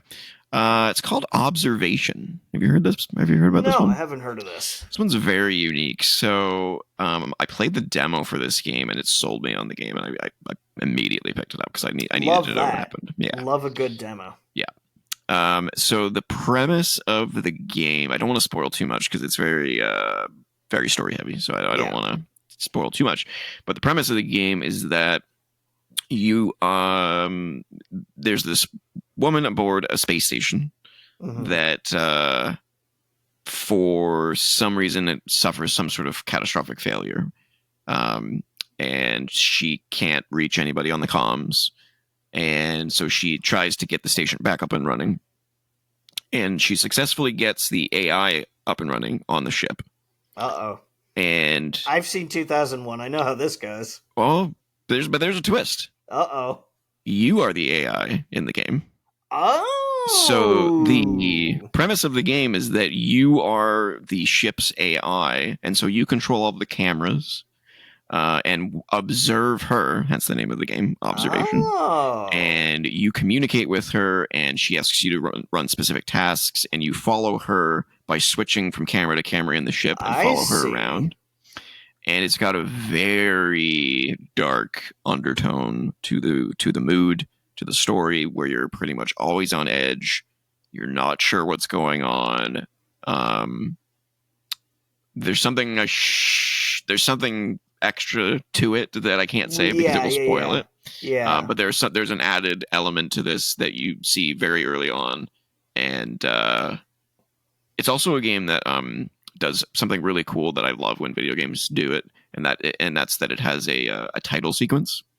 You know, like James Bond kind of a title sequence, where there's an intro, sort of prologue to the story, and then something shocking occurs, and then it like cuts. Yeah, it cuts hard, and then it starts like a really cool intro. Neat.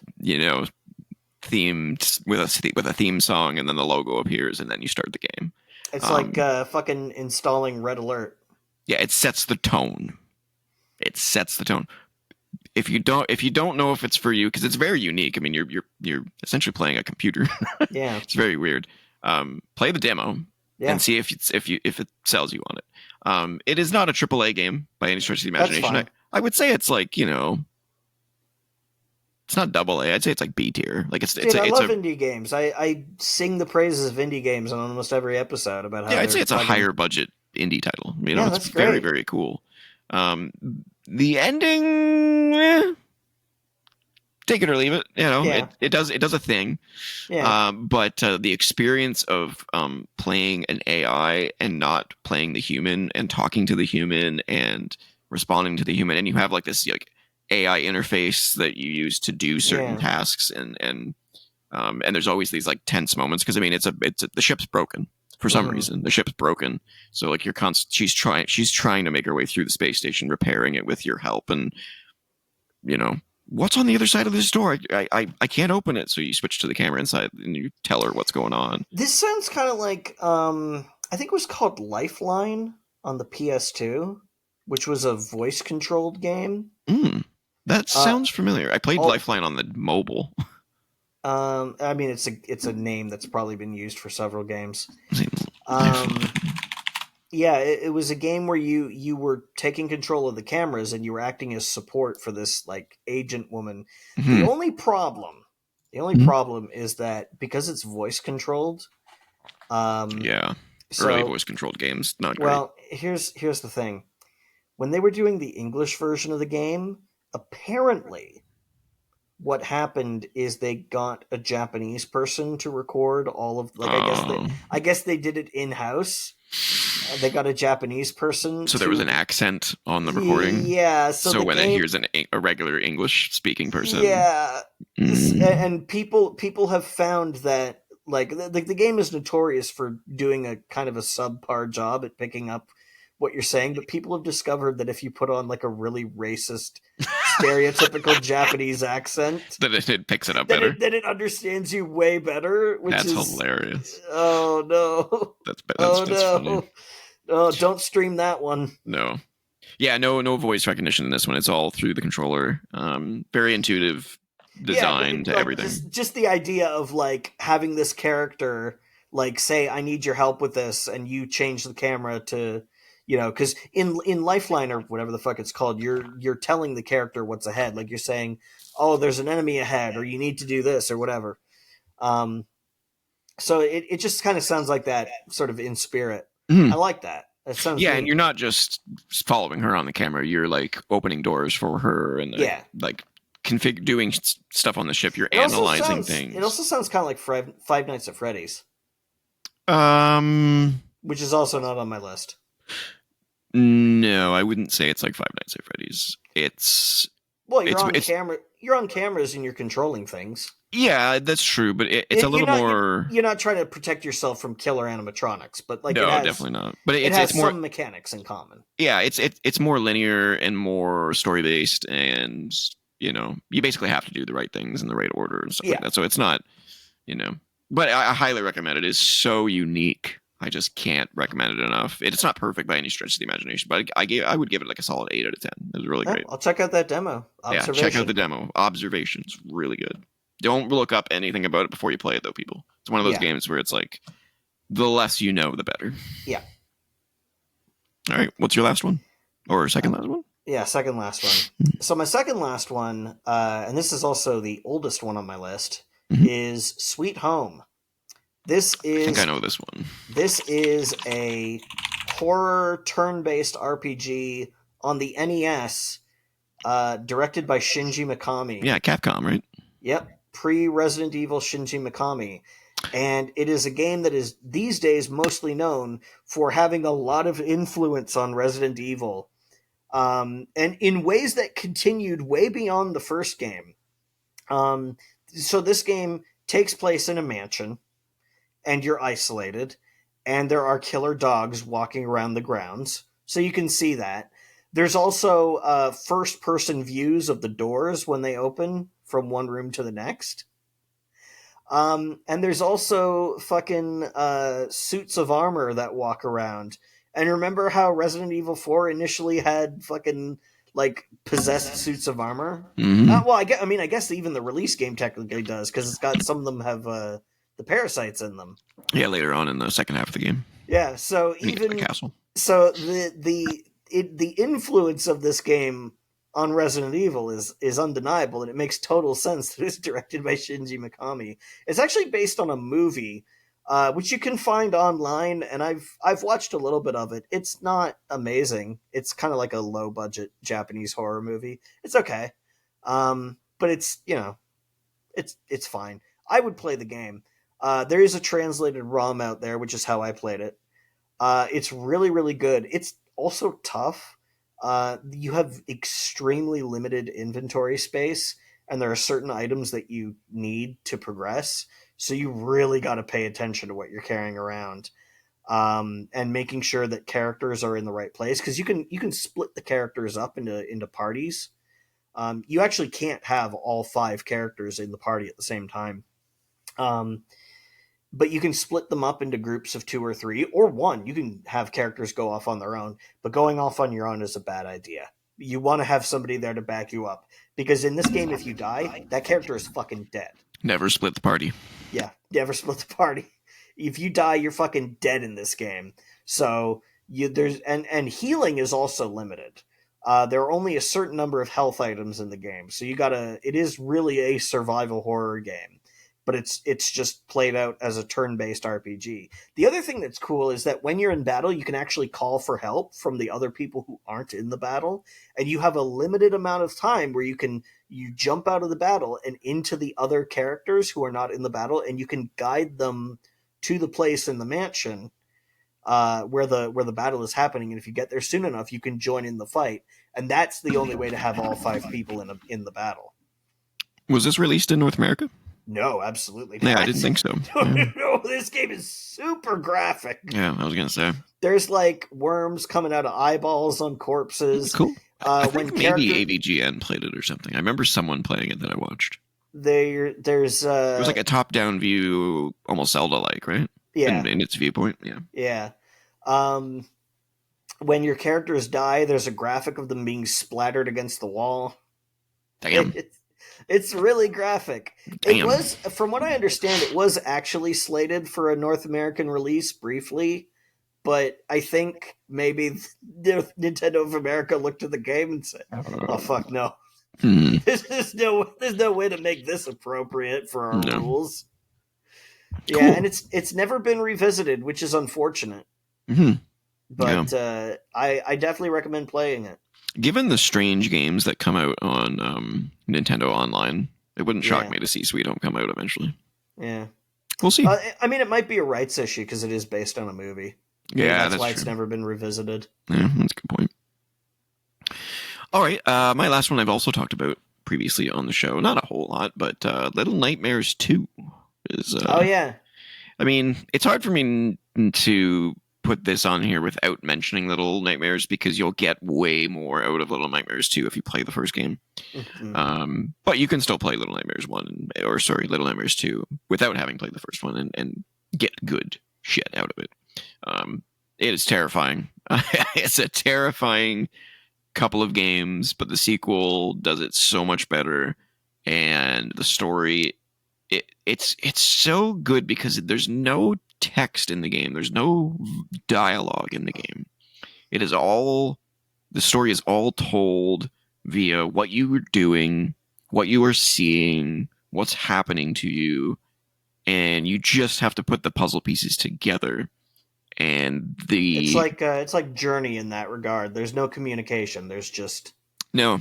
Yeah, it is what it is, and it's not difficult to understand what's going on. No. But you put the puzzle pieces together as you get further and further into the game, and then the twist at the end is just like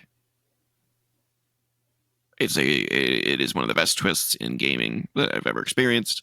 It is a jaw dropper of a moment, and I can't say enough good things about Little Nightmares 2. very worried, unfortunately, about Little Nightmares 3 since it's not coming from the same developer. Yeah, and they're now making their own thing. They're making their own Little Nightmares, basically. Yeah. Yeah.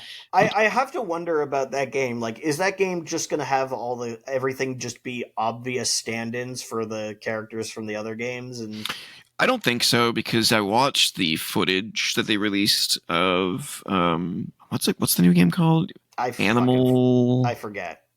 Animal something or something along those lines, but there's dialogue in the game. Oh, okay. So it's going to be pretty significantly different and also way more visually impressive. I mean, Little Nightmares is visually impressive, but I get the feeling now that the developer has moved on and is doing things on their own that they were probably held back by their publisher. I don't know who published Little Nightmares 1 and 2, but if they've moved on and are doing their own thing, I get the feeling that they were held back in some way, and I don't know what that way is, but I have a feeling that what they make next is going to be that much more incredible. I really want there to be a bunch of tell-all books from, people in these studios. Yeah, to find out what the real story was behind the Switch. Yeah, let me see. Little Nightmares developers. Imagine what Hideo Kojima could write on MGS5 and Silent Hills. I can only imagine. Reanimal is the name of the game. Yeah, okay. Reanimal. Yeah, man. Yeah, Little Nightmares 2 is being developed by the people that did Until Dawn and The Quarry and all those games. Oh, yeah. Which is, interesting. Yeah. So, highly recommend Little Nightmares 1, but especially Little Nightmares 2. Crazy, creepy game, full of puzzles, and will scare the shit out of you. What's your last one, sir? My last one is the most recent game on this list. It is a horror game, but it's a little bit different. It is Carrion. Oh, yeah. Carrion is a game where you're the monster. Cool concept. Yes, it is. Holy shit, that is such a good game. I don't want to talk about the story because it's spoilery. I haven't played it yet, so I played the demo, but I didn't get to play the game yet. Oh, it's good. It's really, really good. It's just, you played Nuclear Blaze, so you played the demo for Carrion, so it looks very similar to Nuclear Blaze, and it does. Nuclear Blaze reminded me of it in a lot of ways. 100%. It is so good. Like oh my god, like just the number of moments I had in that game where it's like I've killed like most of the people in a room, and there's just like a scientist cowering in fear in the corner, and I'm like, should I kill this person? I mean, if they work at this place, they maybe deserve it, but maybe they don't. You know what? Maybe I'll leave them. They can tell the others what I did here. They can tell the others. Just kidding. They can't tell the others. I killed all the others. Very cool concept for the game. Yeah. Oh man, it is. It's a tricky game. It can be really hard in places. Yeah. I found it pretty hard in the demo too. I was like, yeah. Over the course of the game, you will get a number of abilities that negate certain things. But then also your enemies will start rolling out, new things to fuck with you. So it's a constant one-upsmanship of that stuff. Fair. The way it ends absolutely leaves room for a sequel, but I almost don't know if I want a sequel. Because just to end it on that would be really neat. Fair. That'd be a hell of an image to end the game on and just to end the story on. Who developed that? Do you remember? I will have to look it up. I think you've got Steam open still, so you can just look that up. Yep. Probably faster than I can. Because I don't have Steam open right now. Phobia Game Studio. Yeah, and that was Devolver Digital. Yeah, Devolver published it. They had a really good thing at one of those. You remember they used to do those really deliberately overproduced showcases with like the Oh story. yeah. They're with a strange yeah. publisher. They had a segment with Carrion in one of those, and it was like a big puppeted meat suit thing. I think Carrion's their only game. Yeah, I think they were. I think they're a fairly new studio. Yeah, I don't see any other stuff. Yeah, so I don't know what they're doing next. Like I said, they don't need to do Carrion 2. Oh, they made something called Butcher, I think. Let's see what that is. But it is such a good game, man. You play as the monster. You play as the horrible thing that escapes from a lab and fucking fuck shit up. It's a neat twist on a formula that we've seen so many times of, oh no, there was a laboratory incident. Yeah. I mean, how many times have you heard the phrase the lab incident in games? As long as we're on the topic of like horror stuff and Halloween stuff, did you by any chance watch the Resident Evil television show? No. The one that got canceled? No. Bummer. Really would have liked your take on that. No, I saw Resident Evil Welcome to Raccoon City, and that movie was so fucking bad. Like, it just amateur hour shit. Like, it looked like a fan film. Yeah, it did. This one definitely didn't look like a fan film. It was high budget. It was I think Netflix made it, if I remember correctly. Yeah. People didn't seem to like it, but I loved it. It's very weird. I've never watched a television show and been that polarized in terms of my opinion. Well, now you know how I feel about the Resident Evil movies. Yeah. But I mean, I don't mind those movies. I like them. Well, yeah. The last one's not great. No, but... I love the first one. And I love the desert one. Yeah, the third one. The third one's the best one. Yeah. The fourth one's pretty good too, though. Yeah, they're all generally good if you don't link them to the video games. Yeah. Again, they're action movies because they have to be. Because you can't have people trying to solve puzzles in a movie, which is what you spend half your time doing in Resident Evil games. It doesn't make for a good movie when you're taking something that's built from the ground up to being interactive and making it not interactive. So you have to change the movie. Is that a good argument for maybe not making it into a movie? Sure, it could be, but they're going to make the movie because that's what makes them money. So I think they did the best that they could with what they had. Agreed. All right. And Mila Jovovich is hot. Yes, she is. She's not the best actor in the world, though. I will say that. No, but I mean, she's good enough. She kicks ass. Yeah, she does. She's a good action movie. Yeah, that's what those movies mostly are. So yeah, that's fair. Well, all right. That is topic of the week. Mm-hmm. Enjoy your spooks, ladies and gentlemen. It is now time for video game 20 questions. And I have picked the game. You have picked the game, sir. I went with a not tremendously difficult one. I don't think you'll have difficulty getting it. Interesting. Okay. Well, we'll see what happens. Let the questioning begin. Yes. Did this game come out in the 70s, 80s, or 90s? Yes. Oh, that's a good start. Did this come out on... let me rephrase. Was this exclusive to one console? No. Ooh, that's a rarity. Was this a PC game? Yes. Was this exclusive to PC? No. Wow. Okay, that's even weirder. Mm-hmm. Was this on the Super Nintendo? Yes. Okay, let me focus on that. And that and PC. Super Nintendo and PC. Ooh. Interesting. Would you consider this a spooky game? No. Okay, you didn't pick a theme. Okay. No. There's no meta. Where do I go from here?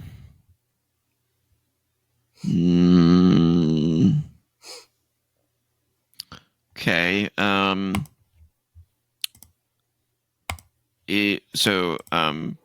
not going to ask the question yet. I'm just going to clarify what I mean by something before I ask the question. Go ahead. So when I say an adventure game, I mean like, your classic point and click adventure type games. Sure. Like The Dig, Monkey Island. The Dig is really good. The Dig is really good. I need to finish that game. Yeah, you know what I mean by adventure game. Yeah. Is this an adventure game or a side scroller? Yes. Is this a side scroller? Yes. Shit. Side scroller games on the PC. Ooh. Tricky. Yeah, that's going to be a problem. This is why I picked this game. Because I knew this was going to be what tripped you up. Maybe, I don't know, maybe I shouldn't focus on it being a PC game then. Let's focus on it being a Super Nintendo game. Is this game based on an existing license? No. Wow, that's even more interesting. Holy balls. A side-scrolling. Okay, is this do you shoot in this game? Do you shoot guns? No. That is 10 questions. Is this a platformer? Yes. What the fudge?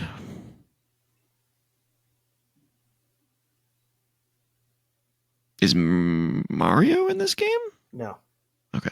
I said it wasn't exclusive, but I was thinking of, like... Never mind. Well, there were Mario games on the PC. Like yeah, I know. I know. That's why I was like, Okay.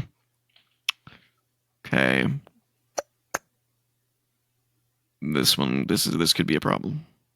This could be a problem. A platformer side scroller on the Super Nintendo that wasn't based on a license. I know what you were thinking there, by the way, with that question about shooting things. I absolutely know what game you're thinking of. Yeah, but you don't shoot things. It's a platformer. It's not a Mario game. You were thinking it was Blackthorn. I was thinking Blackthorn or maybe like a Contra that somehow made its way on the PC or something like that, yeah. Blackthorn would have been a good choice. Do you play a human in this game? No. Okay. Now you're getting on track. There's only one game I can think of, but I would consider it spooky. So it can't be that game. So what do you play? Do you play as an animal or a humanoid animal, Yes. Okay, so it's definitely not what I was thinking. I was thinking Demon's Crest. Oh, that's a really good game. So you play as a humanoid animal or an animal of some kind in a side scroller. A lot of those. That was on Super freaking Nintendo. That was kind of the peak era for those. Was Arrow the Acrobat on PC? That's the first one that comes to mind because I'm thinking not Nintendo platformers. There was Bubsy, but that was PlayStation. It wasn't licensed, so it can't be like Cool Spot or The Mask or anything. The Mask on Super Nintendo is an okay game. It's hard, but it's pretty good. Yeah, it's kind of yeah. Love that shit. Yeah.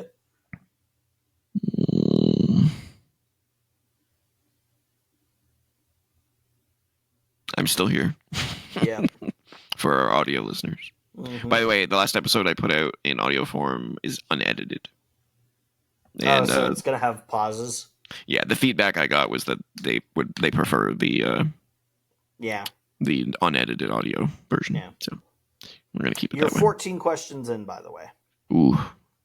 You can still get this. It is still wide open. I don't want to narrow it down to Arrow the Acrobat just yet. I still got questions left.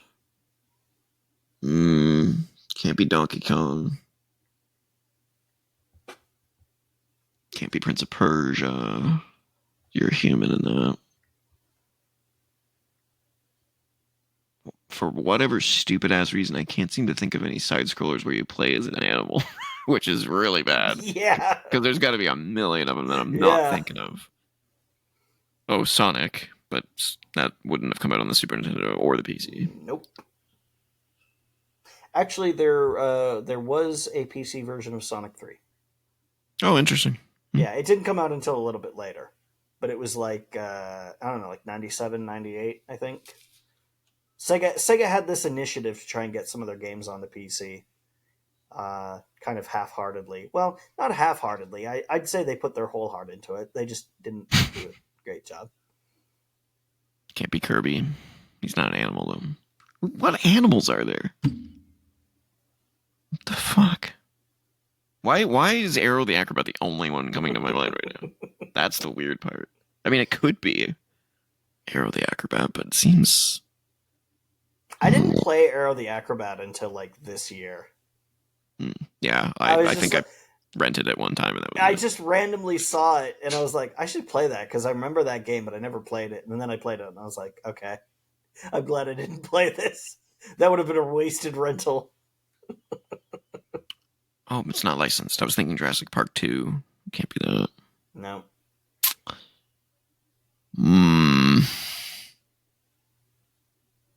Also, you don't play as an animal in the Super Nintendo version. Oh, yeah, that's right. You do the shooting in that game. Yep. It's the Genesis version. You play as the dinosaurs. The Genesis one has the Raptor play. Raptor. Yep. Yeah. Why is my brain blanking? I mean, I can think of side-scrolling platformers where you play as an animal. They're all licensed, though, like Ninja Turtles, Lion King. Mm-hmm. I got to figure out what the animal is. Yeah. That'll narrow it down. I don't even know what Arrow the Acrobat is.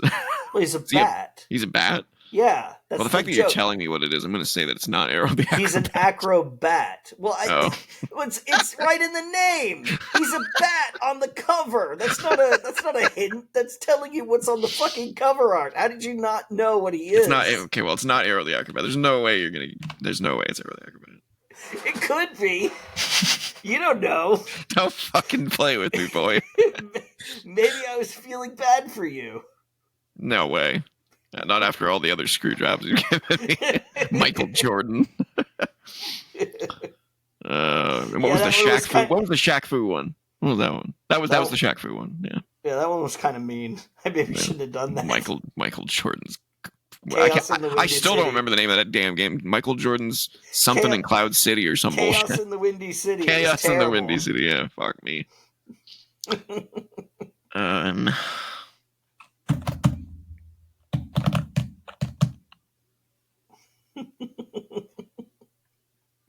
This is why I went for something that I thought might be easier. Do you play as a bat? No. Well, fuck you. So it's not Arrow. You thought this would be easier. Yeah. There's obviously something stupid I'm absolutely forgetting.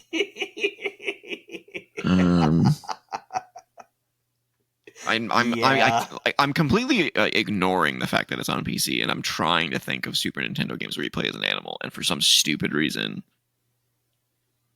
there's just a block. Mm-hmm. Hold on, let me lean back. I need to get my mic on on an arm so I can pull it down so I can lean back without having to fuck around. This one was only like $25. Yeah, and they're pretty cheap.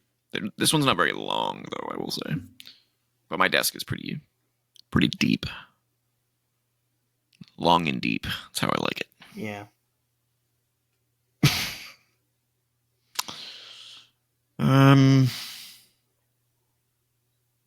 I'm so glad that you finally asked another question there, because my thumb was getting sore holding it in so I could keep count of these.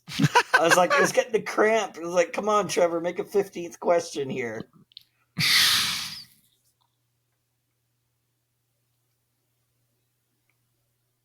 I'm in trouble. You shouldn't be. It shouldn't be that hard.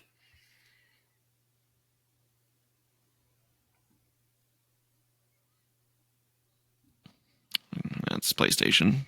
Just thinking Crash Bandicoot.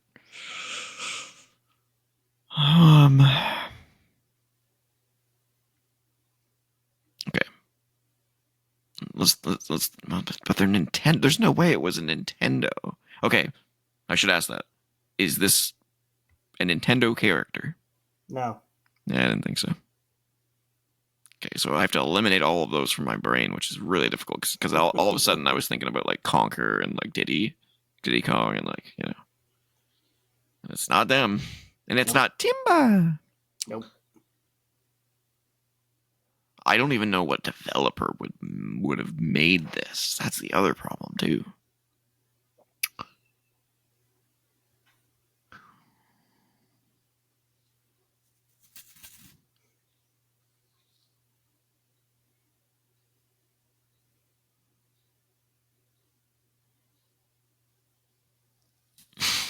Wow. Those audio listeners are going to love this silence.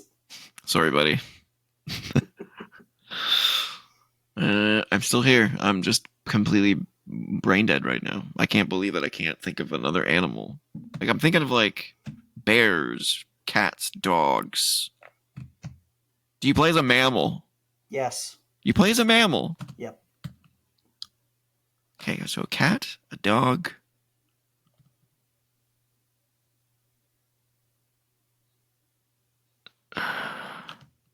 Technically, I guess it could have been Echo the Dolphin, but it's not because that's. Oh my God! Echo, Alexa. stop! That was sad. Who knew that would happen? Oh, that's a short right there. Yeah, that was. I don't even know what to say to that. I'm never saying that name again. Yeah, it can't be that because it's Sega. So who? Mammal. Can't be Lion King. Licensed.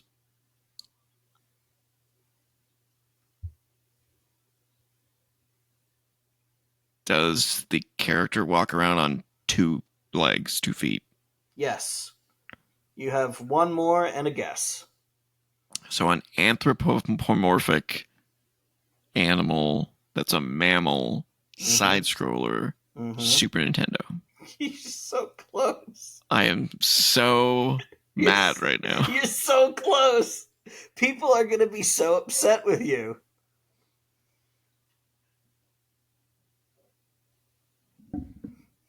I'm so mad right now. You don't even know the rage within me. Oh, no. Believe me, you're going to get even madder if you don't get it. Oh, Believe I know. Me.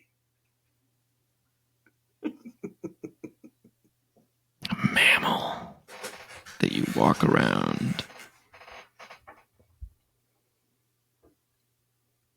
That's Genesis as well. Like, I was thinking Altered Beast.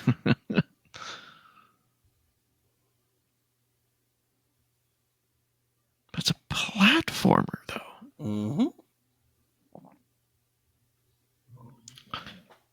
I'm trying to think of what else you would be doing. Oh, no, that's Nintendo. Fuck. What are you doing in this game?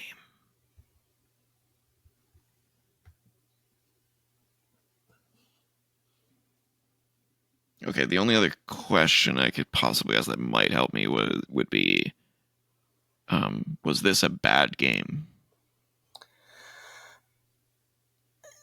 No. Okay. But it wasn't a great game. So it was somewhere in the middle. It was an okay game, which makes it worse. Now you just have your guess. Yeah, I know. This sucks. There's so many wasted questions. You didn't ask if it was a series or a single game. I don't think that would help me. They crossed my mind, but I mean, if it is a series, what fucking anthropomorphic series started on the Super, or maybe not even started on the Super Nintendo, but the people are screaming at you. But wasn't made by Nintendo or Sega.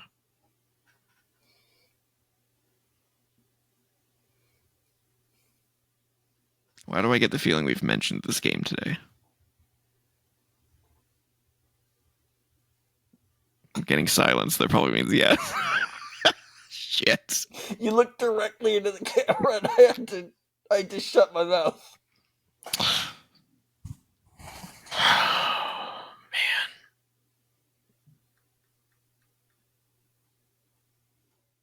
Man. It's a good thing I don't have a camera set up right now. Oh, God, I'm going to hate myself. I'm absolutely going to hate myself.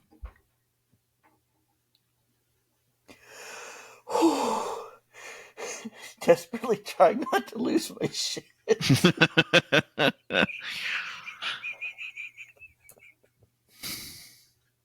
I've got nothing in my brain. An anthropomorphic mammal. Everything I can think of is Nintendo. Fuck. I've got my entire wrist in my mouth. Trying to stop myself from laughing.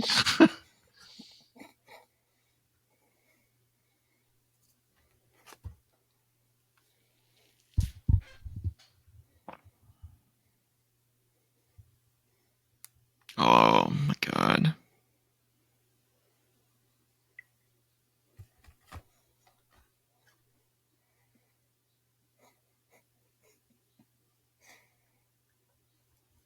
I don't even know what question would have helped me at this point. That's the other problem. No.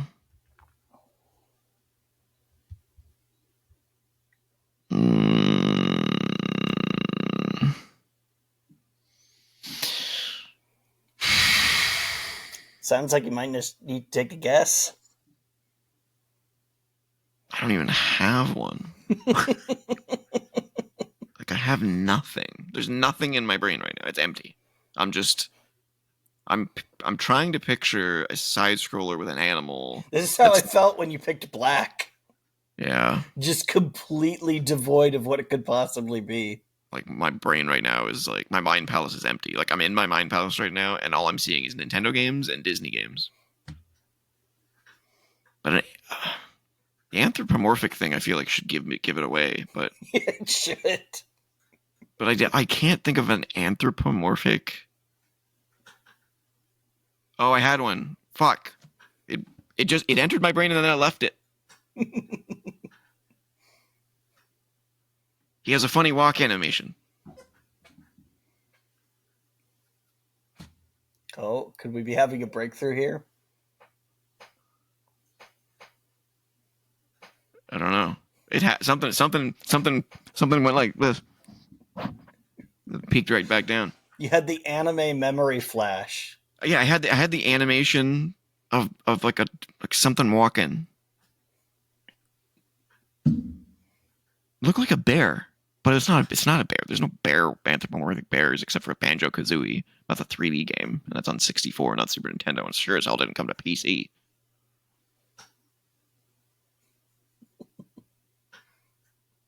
I'm gonna fucking kill myself. Man, I don't want to drag this out too much further. That's the other part of it that annoys me is like, yeah, it's like if I sat here and thought about it for long enough, I probably would get it. yeah. But we do have. I mean, it's past 10 o'clock. We got to go to bed at some point. Yeah.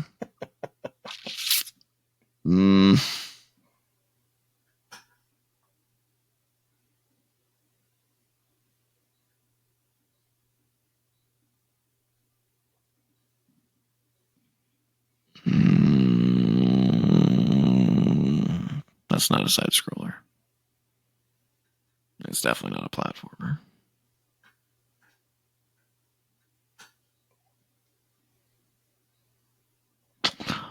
I might have to give in. I can't. I don't have a guess. I have nothing. Just pick something at random. Maybe you'll get it.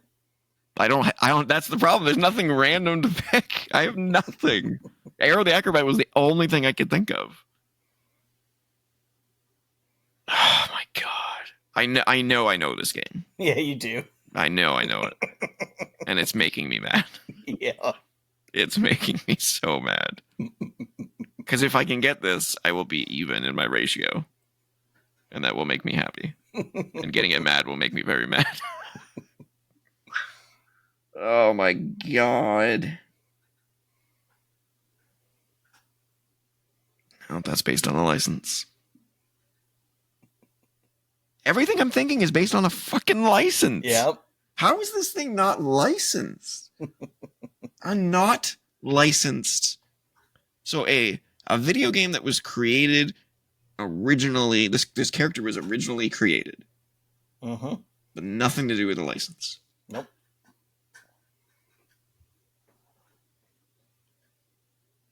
I think I've gone through about 17, 18, 19, 20 games that are all licensed. Yep.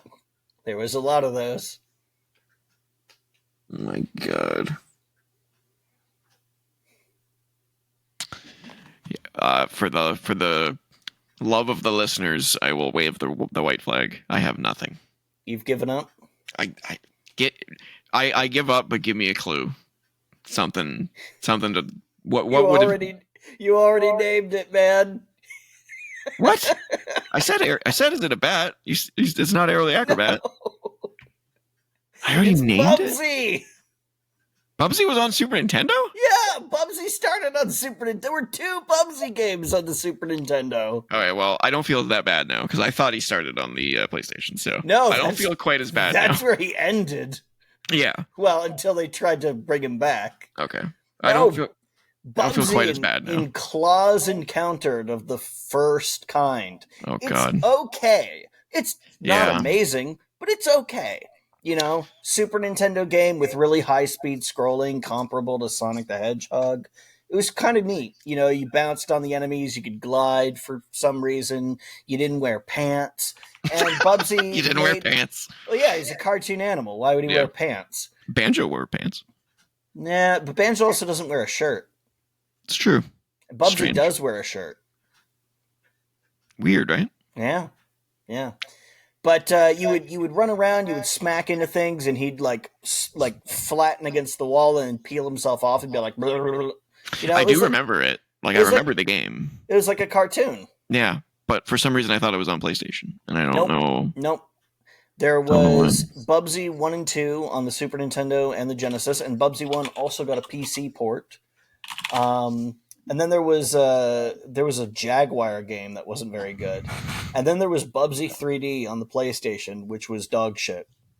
Oh my God. Yeah, I do remember this game, but yeah, I don't feel quite as bad, but you know, the fact that I did mention it sucks. Yeah. But I mean, I wouldn't have got that full name. You were thinking of Bubsy on the PlayStation because that's the most famous one, because it's one of the worst fucking games ever made. Yeah. And the original Bubsy is just, it's okay. You know. It exists. Yeah. It's a neat little thing, but it's more about the experience of seeing like a cartoon character in a game act like a cartoon character. Gameplay wise, it's just kind of meh.